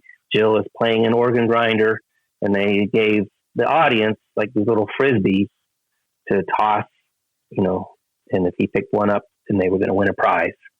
And they were tossing and tossing, and they were hitting him, and it was annoying him. And then a drunk guy threw a bottle, and that was it. And Jill was like, "We're done. We're not doing this anymore." Again, that's another scene. Technically, how did they do those frisbees? The fascinating thing about that, Ray animated it, imagining where the frisbees would go. like, okay, he's getting hit with frisbees. He animated it, the animal reacting to nothing. The frisbees were hand drawn by a Disney cartoonist. They hand drew them on a separate strip of film, and then they optically printed it on there. Amazing. If you watch it, it's like everything is perfectly coordinated. The time, the patience to do that. Amazing stuff. The next set piece. I wanted to talk that there was those set pieces were 9 minutes and 49 seconds long, and in that were 5 minutes and 6 seconds of animation. The next set piece is the Drunken Rampage. That scene was 10 minutes and 52 seconds long, with 6 minutes and 33 seconds of animation. And wow, the amount of stuff happening, the amount of coordination. You're talking real lions, then switching over to animated lions, and then back to real lions. Joe throwing something from a balcony, and then the real thing landing on people. The amount of, and that was Willis O'Brien's work, to coordinate all the live action with the animation. And then Ray did the actual animation to make sure that everything was just, and there was so much happening. And then the animation, again, like I mentioned before, the animation of all the damage that he causes to the sets, the little tiny sets. It's one of those scenes you can just flip through it, and you'll see wires pop in, and you see the debris fall, and then they pop out. That's the curse and the blessing of Blu-ray. Normally, you wouldn't see that, but with Blu-ray, and if they put this on 4K, I'm sure it'd be clearer. You can see it, but that gives you an idea how they did it, and then you think how difficult that must be. And I was noticing, like, there was a piece of debris, boom, there's the wire. As soon as that debris fell off the frame, the wire was gone. So it's like, okay, it's done. He looks in the camera. I don't need that wire anymore. He cuts it off, and it's amazing, that particular sequence. And when I say the sequence is 9 minutes, I'm talking from when he starts getting drunk in the cage till he's put back in the cage by Jill at the very end. So that was like a gigantic 10-minute sequence, tons of animation, and just fabulous. To talk about the wires, for a minute. That's why sometimes if I have a great DVD print that I just enjoy, a lot of times I will not get the Blu-ray version for certain things because I don't want the illusion blown for me. It's like if I got this great Blu-ray print, a DVD print, I got a nice copy of it. Do I really need to have the high def version? Because this is not going to help the illusion. It's going to hurt the illusion. Sometimes I'll do it because the bonus features are just, to get Ray Harryhausen and other stuff and talking about doing different things. If it's not on a DVD version, if it's only on the Blu-ray, you want to get that Blu-ray just for the bonus features. But there are a couple of films where I purposely, even if I have both the DVD and the Blu-ray because of the bonus features, I'll watch the movie on the DVD and then I'll switch it to the Blu-ray just for me as an audience member, just because I like to see it the way it would have been seen when audiences saw it, not the way we can see it nowadays. Unless I'm trying to figure out how they did it. And in that case, it's like, okay, how did they make the sausage, so to speak, and then I can see where you'd like, okay, this way I can see the wires, I can see the seams. Oh, that's how they did this, or that's how they did that. Or on the other hand, maybe you still can't see it, and then you're even more blown away about, well, I still can't tell how they did it. How, and I love that, so it could work both ways, but but for me though, it's one of the ways I'll choose to buy movies is just to avoid sometimes blowing the illusion. But I know you like to see how everything's made and do it. So for you, it's like a no-brainer. Yeah, I'm in the same boat. Sometimes when I just want to watch the movie to enjoy it and to remember it as I saw it the first time on sometimes a black and white TV or just off the air show. And you don't see all those scenes, and it's magical. It is truly magical. And at the same time, there's that that, well, I want to see behind the magician's curtain and see exactly how he does everything aspect to it too. And he was very carefully guarded his secrets during his career, and let them out little by little as as he came near to the end of his life. He was letting more out of how things were done, the details. But if you had interviewed him while he was making movies, he would not say how he did things, and it wasn't very easy to figure out, especially unless you're going to go see the movie 20, 30 times in the movie theater, which would be the only way you could see it. Or, hopefully Creature Features plays it 10 times in a year. They don't, but now that we have all this technology, and it was funny in the commentary, his Blu-ray commentary, where he's like, this wasn't meant to be watched this way, because the animator is saying, oh, look, you left a surface gauge. Like they have these little pointers that they put on so they know where the animal is at in the last frame, so it helps them know where the movement is. And sometimes they just forgot to take them out, and it's like, and that would be like, but it's a frame, one frame. And the guy was seeing that. And I was like going through frame by frame. I was like, I wonder if later on in the Blu-ray, they went and took it out because they couldn't find it, but it's fascinating. And at the same time, it's like, Ray's like, it wasn't meant to be watched this way. You're not supposed to see all these things. And it's funny, my adoption of technology has all been related to Jason and the Argonauts. What do I mean by that? My first VHS player I bought when Jason and the Argonauts came out on VHS. My first Blu-ray that I bought, my first DVD player that I bought was when Jason and the Argonauts came out on DVD. And my first Blu-ray player that I bought when the Jason and the Argonauts came out on Blu-ray. So I always adopted it when it's like, oh, Jason and the Argonauts is in that format, I'm going to get it. Be honest with you, I don't know if they've done 4K of Jason and the Argonauts yet. But after seeing the Blu-ray, I'm kind of like, I don't need to see a 4K version of Jason and the Argonauts. I don't need to count their pores, and I don't need to see all the scenes even clearer because I know them with the Blu-ray. So I agree with you. As far as going to 4K, I've been like holding off because I don't know if I want to see all that too much. So then the last scene, the last major animation set piece, the fourth of our classic five, the orphanage rescue. Again, maybe the animation isn't quite as dynamic. It's basically Joe climbing a tree and up and down a couple times. But when you consider that a miniature orphanage, a multi-story mansion type building is burning while all this is happening, and they're animating damage and had real damage and miniature damage and that was a lot of people involved with that. He did not do the miniature work. He did not burn that building. Ray didn't.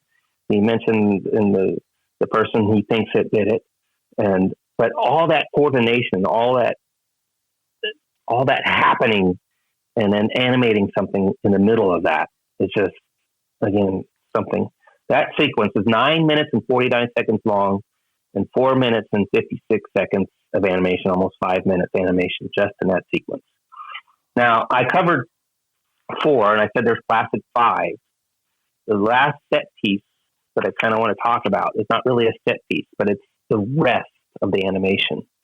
There was 5 minutes and 23 seconds of stuff that you might consider filler, but it's more than filler. These are the scenes of Joe in the jail, in his cell. Joe just relaxing in Africa. Joe in the trip from Los Angeles to the orphanage. All those little scenes. There was 5 minutes and 23 seconds of that animation. And there was a lot of subtle animation, a lot of little character development points, sometimes criticized, like there's a scene, and Ray says he did not animate this. This was actually Pete Peterson's work, where he's sitting in the truck and he's like drumming his fingers on his knees. It's like, oh, that's too human. I wouldn't have done that myself, but that was Pete Peterson that did that, Ray said. But it's still, when you think about a gorilla that's been raised from its infancy as in a human environment, I say, why not? Why do we have to toss that out as just a funny scene? Or the real gorilla wouldn't do that. We don't know what the gorilla would pick up from the human. So that kind of stuff. But there's 5 minutes and 23 seconds of that interspersed amongst the movie, and there's the scenes where he's just despondent in his cell. Jill or the cowboy is talking to him. Ben is talking to him, and he's just, and Ray said sometimes he had to add clay to the lip, and he called it a Habsburg lip.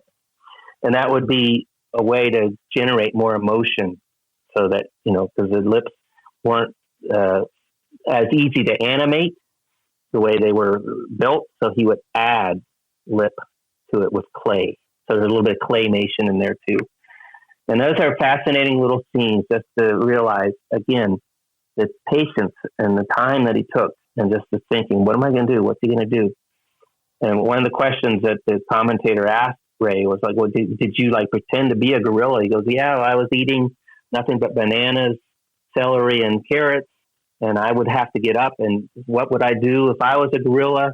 And he would kind of act it out, and then, okay, now I know what I'm going to animate, and then spend the hours he would need to do to get that little subtle stuff in there. So going back to the truck, when they're driving when they're driving away from the police, and the police are shooting at them. So I find those that little bits funny, where it seems like Joe is taunting him, like, "Oh, you can't hit me," like it's almost like he blew a raspberry at one time, or whatever. I enjoyed it. I just thought it's funny because here, they're shooting at him. You thought, he just escaped. For an audience, you have that tension release a little bit, like he's getting away. A little humor, is to me to help to release that tension with the audience. That Joe is finding this funny because he's getting to see them in basically like the rear view mirror type thing, like, oh, you're getting smaller, I'm getting away, haha. And being raised by humans, you can see where some of these traits might come into play. I find, I don't know, I enjoyed that a little bit. I know some, like you said, some people might not as much. I thought it was funny. I enjoyed it. I enjoyed the little reactions that he was giving from the back of the truck, because another reason, more animation you get, that's always better for me when you're watching something that's being animated, and it's just like, because you're getting more of the feature player. I mean, it is called Mighty Joe Young, so you want to see Mighty Joe Young. Yep, and that's how I feel about it too. And I want to end the conversation today. I want to kind of get into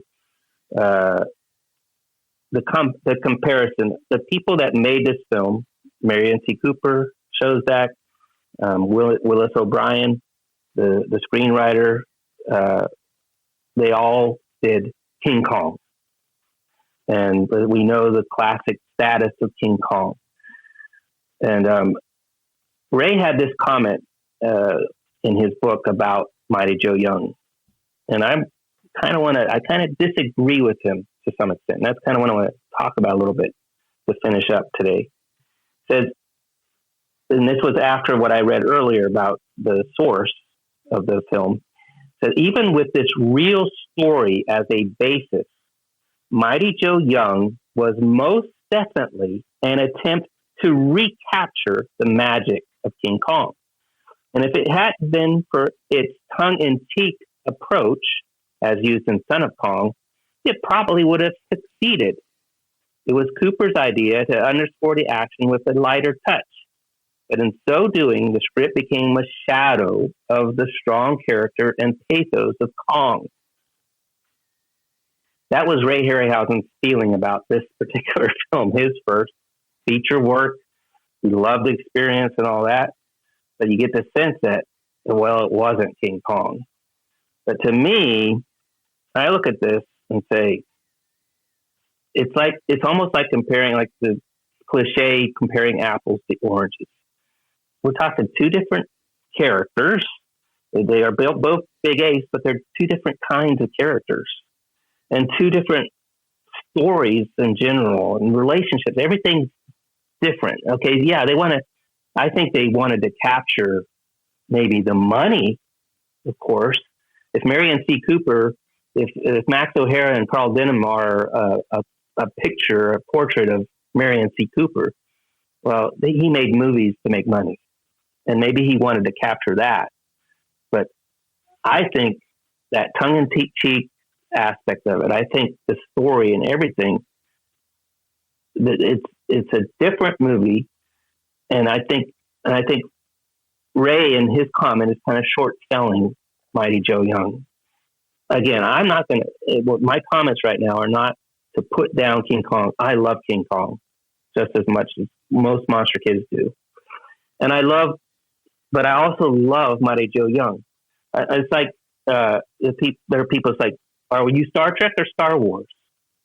Can I be both? Yeah. They're two different things.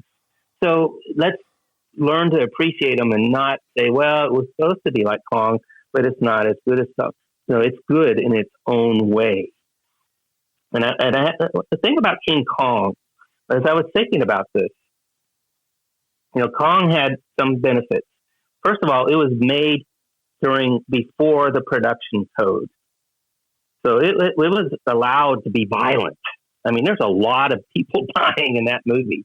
Half of the Venture crew dies, at the hands of Kong on that log, and the dinosaurs, the brontosaurus is killing people, and then the village attack scene in New York. He just said, "Oh, this isn't Anne," and just throws her down. Okay, and there's it kind of had that a little bit. It had the permission to be a darker, tragic film, which I appreciate. Like you said, a movie that makes me sad. I like to have the emotion pulled from me, whether it be happiness, joy, or sadness and tragedy. But sometimes he talks about the pathos, the sadness we feel for Kong. But when you really, really think about King Kong, and especially in the 1933 version, and this might be controversial, but think about it. Basically, King Kong, we see him, fall in love or lust or whatever it is with Anne Darrow, right? And there's that Beauty and Beast relationship. But for the entire film, Anne is either screaming or she's fainted. She does not accept King Kong. She, and basically King Kong ends up being like a stalker. He's basically kidnapped this girl against her will, and he's going after her, and she wants to escape from him. And at no point in the film does her attitude change towards him. So we feel sorry for Kong. They place emotion in him. You see him reacting to things, and it's sad. We feel sad when he gets killed at the top of Empire State Building. But Anne Darrow was not sad. Fay Ray wasn't sad. She could stop screaming now, And so our sympathy for Kong, and even, and Ray's sympathy for Kong, when we really, really dig deep and think about it, it's kind of misplaced. Again, it doesn't bother me. It doesn't make me like or love Kong any less for that. But it just shows you that it was serious, but the Beauty and the Beast theme in the 33 Kong doesn't come out very strong. Now, in the 75 version with Jessica Lange and the 2008 version with Naomi Watts, they try to insert that more. Oh, the girl is starting to feel sympathy, and they kind of bring that in and try to bring that in more. For the Peter Jackson version of Kong, that just made the movie longer. It's thinking long, But can we really believe that a girl is going to be able to show that kind of sympathy to this 50, 60-foot animal? I think realistically, we'd all be like Fay Wray. We'd be screaming and yelling and trying to get away. So it's kind of misplaced. Now, Mighty Joe Young, instead of the Beauty and Beast formula, so again, it's not copying Kong in that area at all. It's taking more of a mother-son relationship, or maybe a pet owner-animal relationship. But how many pet owners do we know that treat their animals like their children? But so I see it more, Jill's relationship to Joe is like a pure mother-son type of relationship. I look at it, and Joe never really goes up. I agree with you on a lot of that, but I look at it as more as the big sister, little brother relationship. I think of it more of siblings, and that kind of thing. But she's the big sister taking care of the little brother who gets into some naughty things on occasion because he has certain impulses that he's a little wild. Yeah, and that's valid too, because I don't remember if they mentioned that the father passed away, but you get the impression that she's there by herself. Yeah, they say in the beginning of the movie, they say when Ben Johnson comes over that her dad passed away 6 months prior. Oh, okay. Yeah, so that's the valid reason. But both of those relationships there's no kind of creepiness to that. It's just like, whether it be pet and owner, mother, son, or brother, sister, that's all kind of like a pure type of relationship. Where with King Kong, if you would exchange King Kong for a man, let's say it was just a man who was doing everything that King Kong did to Fay Wray, that would be creepy. That'd be like, that's the plot for a stalker movie or a slasher movie. That would be weird. So Joe is basically, like you say, like a little brother or a little kid, a mischievous, that without knowing, there's no evil in him, really. He does things, but he does have a temper, which gives him character, and his temper is like, I'd get mad at that too. If I put my hand on the cage and the lion bit me, I'd bang on the top of his cage too. So we all have that temper in us. Now, the light and family friendly of its tone, but at the same time, and we spoke about this earlier about the animal exploitation. So it's not like it's just like a comedy movie or just an adventure movie. It does touch our heartstrings. There is that pathos that Ray says Kong had more of, but when they're throwing those frisbees at Joe, or when those drunk guys are making fun of him and he goes crazy, I think that same pathos is generated, and it's more earned because when you really think about it, Joe is just an innocent in all of this, and his temper's got him. The alcohol gets to him, and we can forgive him for that. We forgive Kong because it's so cool and we like Kong. But when you really think about it, it's like, he's just kind of a bad ape, in a certain respect. I look at it as, like I said earlier, it's an adventure drama because you have the adventure part and you got the drama part of the relationship. And I think that it works really well. And you and I, when you alluded to talking about these certain films before, listeners, we weren't recording them, but we were talking about Frankenstein and Bride of Frankenstein and some other movies, but we weren't recording that part. But some movies, I think that for me, with certain audience members that usually will do well with repeat viewing, have the happy ending, which Mighty Joe Young has. And then, of course, King Kong has the very sad ending. And I can watch King Kong, but I can't watch it as regularly as I watch Mighty Joe Young, just because I get more with the 75 version, I think, because I was 6-7 years old when I saw it. So it just hit me, so much at that young age, and where you just feel so sad that King Kong has passed away, from that. And then when I project that when I watch the 33 version or the Peter Jackson's version, it's a sad movie. I mean, it's a good movie to watch, but it has a sad ending. Like it's like watching Old Yeller. There's certain things you just don't like to see.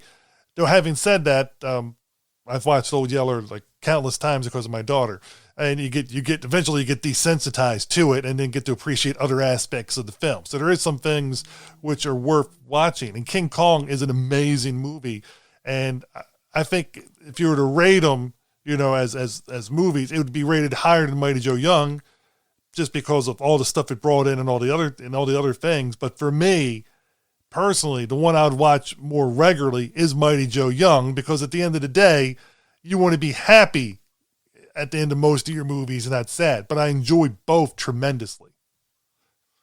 I appreciate that you're saying that, because that's kind of the point I want to bring out is that there's that quality to Kong that's classic in its way, where it is a tragedy, and it's like Shakespeare.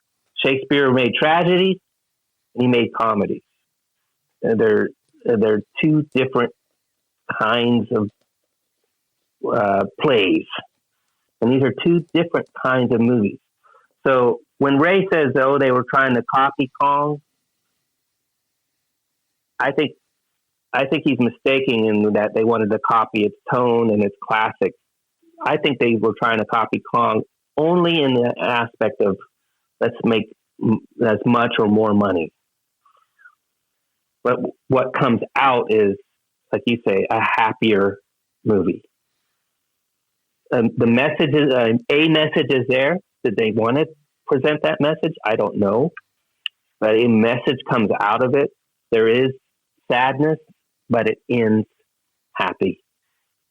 And the thing is, to me, it's not comparing the two. And again, it's like the Star Trek, Star Wars. Don't compare the two, because they're two different things. They take place in space, but that's about all they have in common. Enjoy them for what they are. When you're in the mood for one, you want some action and war, watch Star Wars. You want some exploration and deep thought, watch Star Trek. We're different. We are as different as the movies are, and I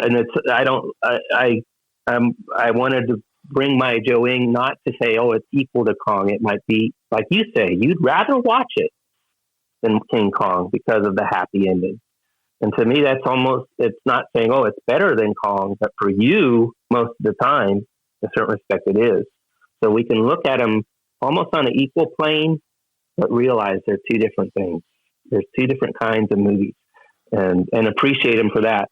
But what they both have, what they both is fascinating, and what both merits the going through frame by frame is the fantastic technical and artistic achievements that both represent, that both are pioneers, and both and films will never be made like they were made. And Ray mentioned it, that after this movie, after Mighty Joe Young, which was $1,500,000 budget for that time, that was a ton of money. When he made his next feature film, Beach from 20,000 Fathoms, it only had a budget of $200,000. And he had to figure out, he could not use the glass paintings. He could not use all the matte paintings. He couldn't do the amount of effects that they had in these movies. He had to figure out cheaper ways to do things. And in all his movies, you can see that none of them, they're fantastic, but they don't touch the level of animation in these two films, Kong and Mighty Joe Young.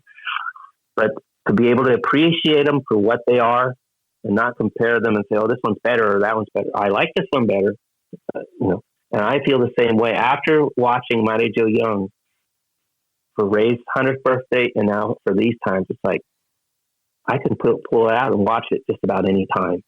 King Kong is in my shelf, and it's like when am I going to watch this? It's like I know it so well, and I don't feel like being sad today. I want to lift that. I want to pick me up. So let me pull out my Joe Young. It's exactly the same way I feel. And speaking of the box office, I mean, obviously, my feelings are different than what box offices do, because King Kong made tons of money at the box office, and Mighty Joe Young basically broke even at the box office. So obviously I'm contrary to what normal audiences are, but I'm used to that. There's a lot of movies I saw in the 80s that I adore that did not do well in the box office. So I'm used to being the guy that's on the opposite side, but hey, what can you say? I mean, it's just the way I roll. I think there's I'm just speculating on this and not having studied it, but it's almost Mighty Joe Young came out in a similar situation that Valley of the Gwaji came out. It was kind of the wrong film for that time. So there wasn't that much happening in that. There wasn't, Kong was, 16 years in the past. And there, the monsters in 49, there wasn't much happening with monster movies or that kind of movie at all. Maybe there was some Tarzan happening. Maybe there was a lot of Westerns, but it was also a time of a lot of, post-war. The film noir was at its peak. And the baby boom was starting, but the baby boomers weren't old enough to be going to the movies.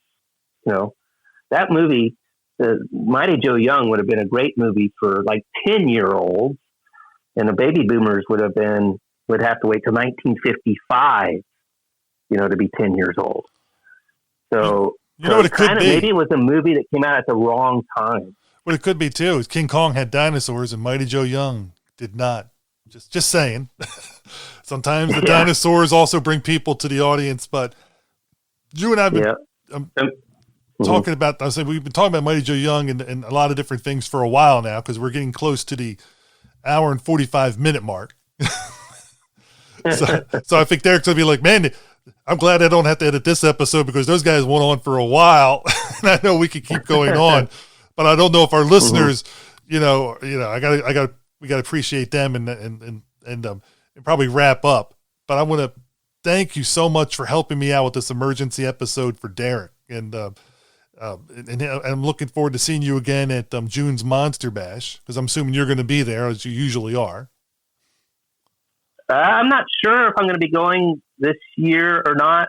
I might go to the fall one, because I kind of like the lineup more for the fall. But I'm debating, so we'll see. We'll see financial situation and all that. We'll see how things are going. But if I'm not there physically, I'll be there in spirit and watching and waiting for you for all your interviews. You do a fantastic job. I've been listening after the last year's bash. I'm going to start listening to your podcast more, and I just went back and went through all the interviews and the Hammerama episodes and stuff, and now I subscribed and I've been getting all the new stuff, and you do a really fantastic job with the interviews. And I like the way it's not just Monster Kid people. It's you get some of these stars, and the books I read anymore are all biographies and autobiographies of movie stars and stuff, and what you bring to the table with your interviews is really fantastic, and I appreciate what you're doing with the DieCast Movie Podcast. So it's thank you for what you're doing. Oh, you're welcome, and thank you for the kind words. I try to hit different people in different ways, and you want to interview people, because sadly, like we talked about earlier, like Raquel Welch, they pass away, and then that's it. And to get to ask certain questions to people and get those answers and get those stories recorded, that's the joy. To pass that joy on to other people that don't get a chance to meet them is the whole purpose of the interviews. And then the movie discussions I just love, because we just have the different genres, and it makes it interesting, because you never know it's like the movie of the week, the old days, where you never know what movie was going to be next, but when you only had a few channels, you'd end up watching it because you always were curious. Yeah. Well, you're also an inspiration, because your ability to get these people to sit down with you for long interviews, and your outgoingness at the conventions and stuff. I'm like the opposite of that, but it's like, wait, if Steve can do it, maybe I can do it too. And it's, and it's like, I'm waiting for that day when I'll be like, or just hang out with you, and then, okay, I'll tag along, and then as you get started, then I can chime in a little bit or something, because the shyness I feel with the stars sometimes overwhelms me. But you inspire to, like, hey, Steve can do it. Why can't I do it? So appreciate that. Before we finish completely, I just had one little last thing I wanted to read from Ray's book. It's a poem, part of a poem that was written by Ernest Schoedsack, who was the director of the film. And very interesting fact, won't get into details, I know it's late, but he was actually legally blind when he made this movie. But you'll have to read Ray's book to know more about that. But he wrote this poem after finishing Mighty Joe Young. And now to make a point, Joe kindly wrecks O'Hara's joint. Of course the audience is thrilled. Of course there is nobody killed. But this is not through lack of trying by Harryhausen and O'Brien. And even though Joe has no equal, we wonder who will finance the sequel that never came. We can only imagine it. I'm gonna leave it at that, and we'll end it on that, because you can't get better words than that.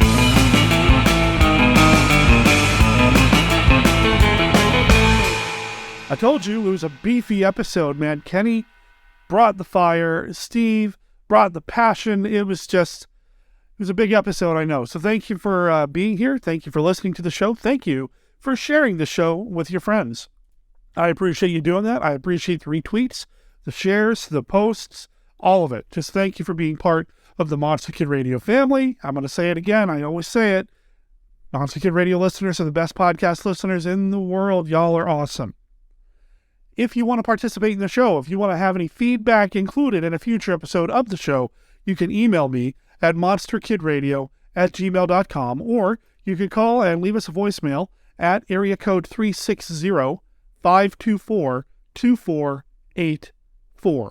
This is, of course, over on our show notes over at monsterkidradio.net, where you're going to find everything you need to know about Monster Kid Radio, everything that gets mentioned here, links back to anything that might have been brought up, that sort of thing, links to the wedding registry, links to the ballot to the 21st annual Rondo Hatton Classic Horror Award. Holy cow. I mean, that's been going since 2002, and it is fandom's only classic horror award, decided by fans, for fans, and Monster Kid Radio is up for another award. We are up for Best Podcast, alongside a number of amazing podcasts. And at this point, y'all have probably already seen people posting on Facebook, vote for me, this is how you vote for me, copy and paste this into the ballot so you can vote for my podcast. And you know what? I hope you voted for your favorite podcast, because all these podcasters out there are bringing their A game and then some. And I'm just honored that Monster Kid Radio is listed on the ballot alongside so many other amazing podcasts. If you haven't voted yet, I would be honored if you'd consider voting for Monster Kid Radio. But don't just vote for Monster Kid Radio. Vote for as many categories as you possibly can. There's Best Film, Best TV, Best Blu-ray Collection, Best Commentary. Just so many really cool things. Best Magazine Covers. Man, some of that artwork is gorgeous. I would pay, if I can afford it, to buy prints of all those magazine covers and frame them and bring them over to the house when I get moved in over there after the wedding. Man, that'd be amazing. So many amazing things on this ballot. It really is a checklist of all the cool stuff that Monster Kids might dig from last year. Please consider heading over to rondoaward.com to check that out. Also, if you happen to be a YouTube user, please head over and check out the YouTube channel that Beth and I have set up right now. We're called Team Death. That's a DETH. There are a few different Team Deaths on YouTube, but if you just look for Team Death and look for Team Death Goes to the Movies, in particular, you're going to see the new YouTube channel that Beth and I launched not too long ago. Please consider subscribing to that channel. That's really where most of our YouTube efforts are going to go, outside of the Monster Kid Radio YouTube channel, of course. So please consider supporting us on YouTube as well. It doesn't cost you anything, and just the more subscribers we get, the closer it is to us reaching some of the goals that we have set up for ourselves post-wedding throughout the rest of 2023. Finally, a personal plea, I suppose, if I haven't already given you enough call to actions here. I'm looking for work. I'm looking to take on some gigs. If you are in need of any audio editing or even video editing, please drop me a line at monsterkidradio@gmail.com. I charge what I'm worth, but I will work with you to help you realize your audio and video vision. Whether you need your podcast to scream out to everybody, hey, listen to me, or if you need your video or YouTube or whatever production you happen to be working on to draw on as many eyes as possible, I'm going to help you do that. Just drop me a line at monsterkidradio@gmail.com. We'll talk rates. We'll talk about what we can do together. And I'll talk about how we can get you up to the next level and get more people, more eyeballs or eardrums on your... I'm losing the pitch here, but I think you know what I mean. All right, let's talk about what's going to happen next week. I've got some more recordings courtesy of Steve Turek. You know what? I think we're going to go with Scott Morris being back on the show. I haven't had Scott on the show in forever. I've wanted to have him back on the show in a very long time. But his schedule, my schedule, it's been really difficult. Wouldn't figure, though, that to get Scott back on the show, all I had to do was go and get married. And that's when he'd turn back up on Monster Kid Radio. He's going to be joining Steve Turek to talk about Twonky. Yeah, you heard me. Twonky. I'm excited for that one. You have to come back next week for that. Stay tuned to monsterkidradio.net. Until then, remember, the Monster Kid Radio is a registered service mark of Monster Kid Radio, LLC. All original content of Monster Kid Radio by Monster Kid Radio, LLC is licensed under a Creative Commons Attribution Non-Commercial No Derivatives 3.0 unported license. That, of course, does not apply to the song Beach Noir. That song is copyright 2023. It is from the band Surf Cult. You can find it on their album Beach Noir over at surfcult.bandcamp.com or follow the link in the show notes. My name is Derek M. Cook. I'll talk to everybody next week. Okay, actually, you'll hear Steve more than me next week, but you'll hear from Monster Kid Radio next week. Ciao.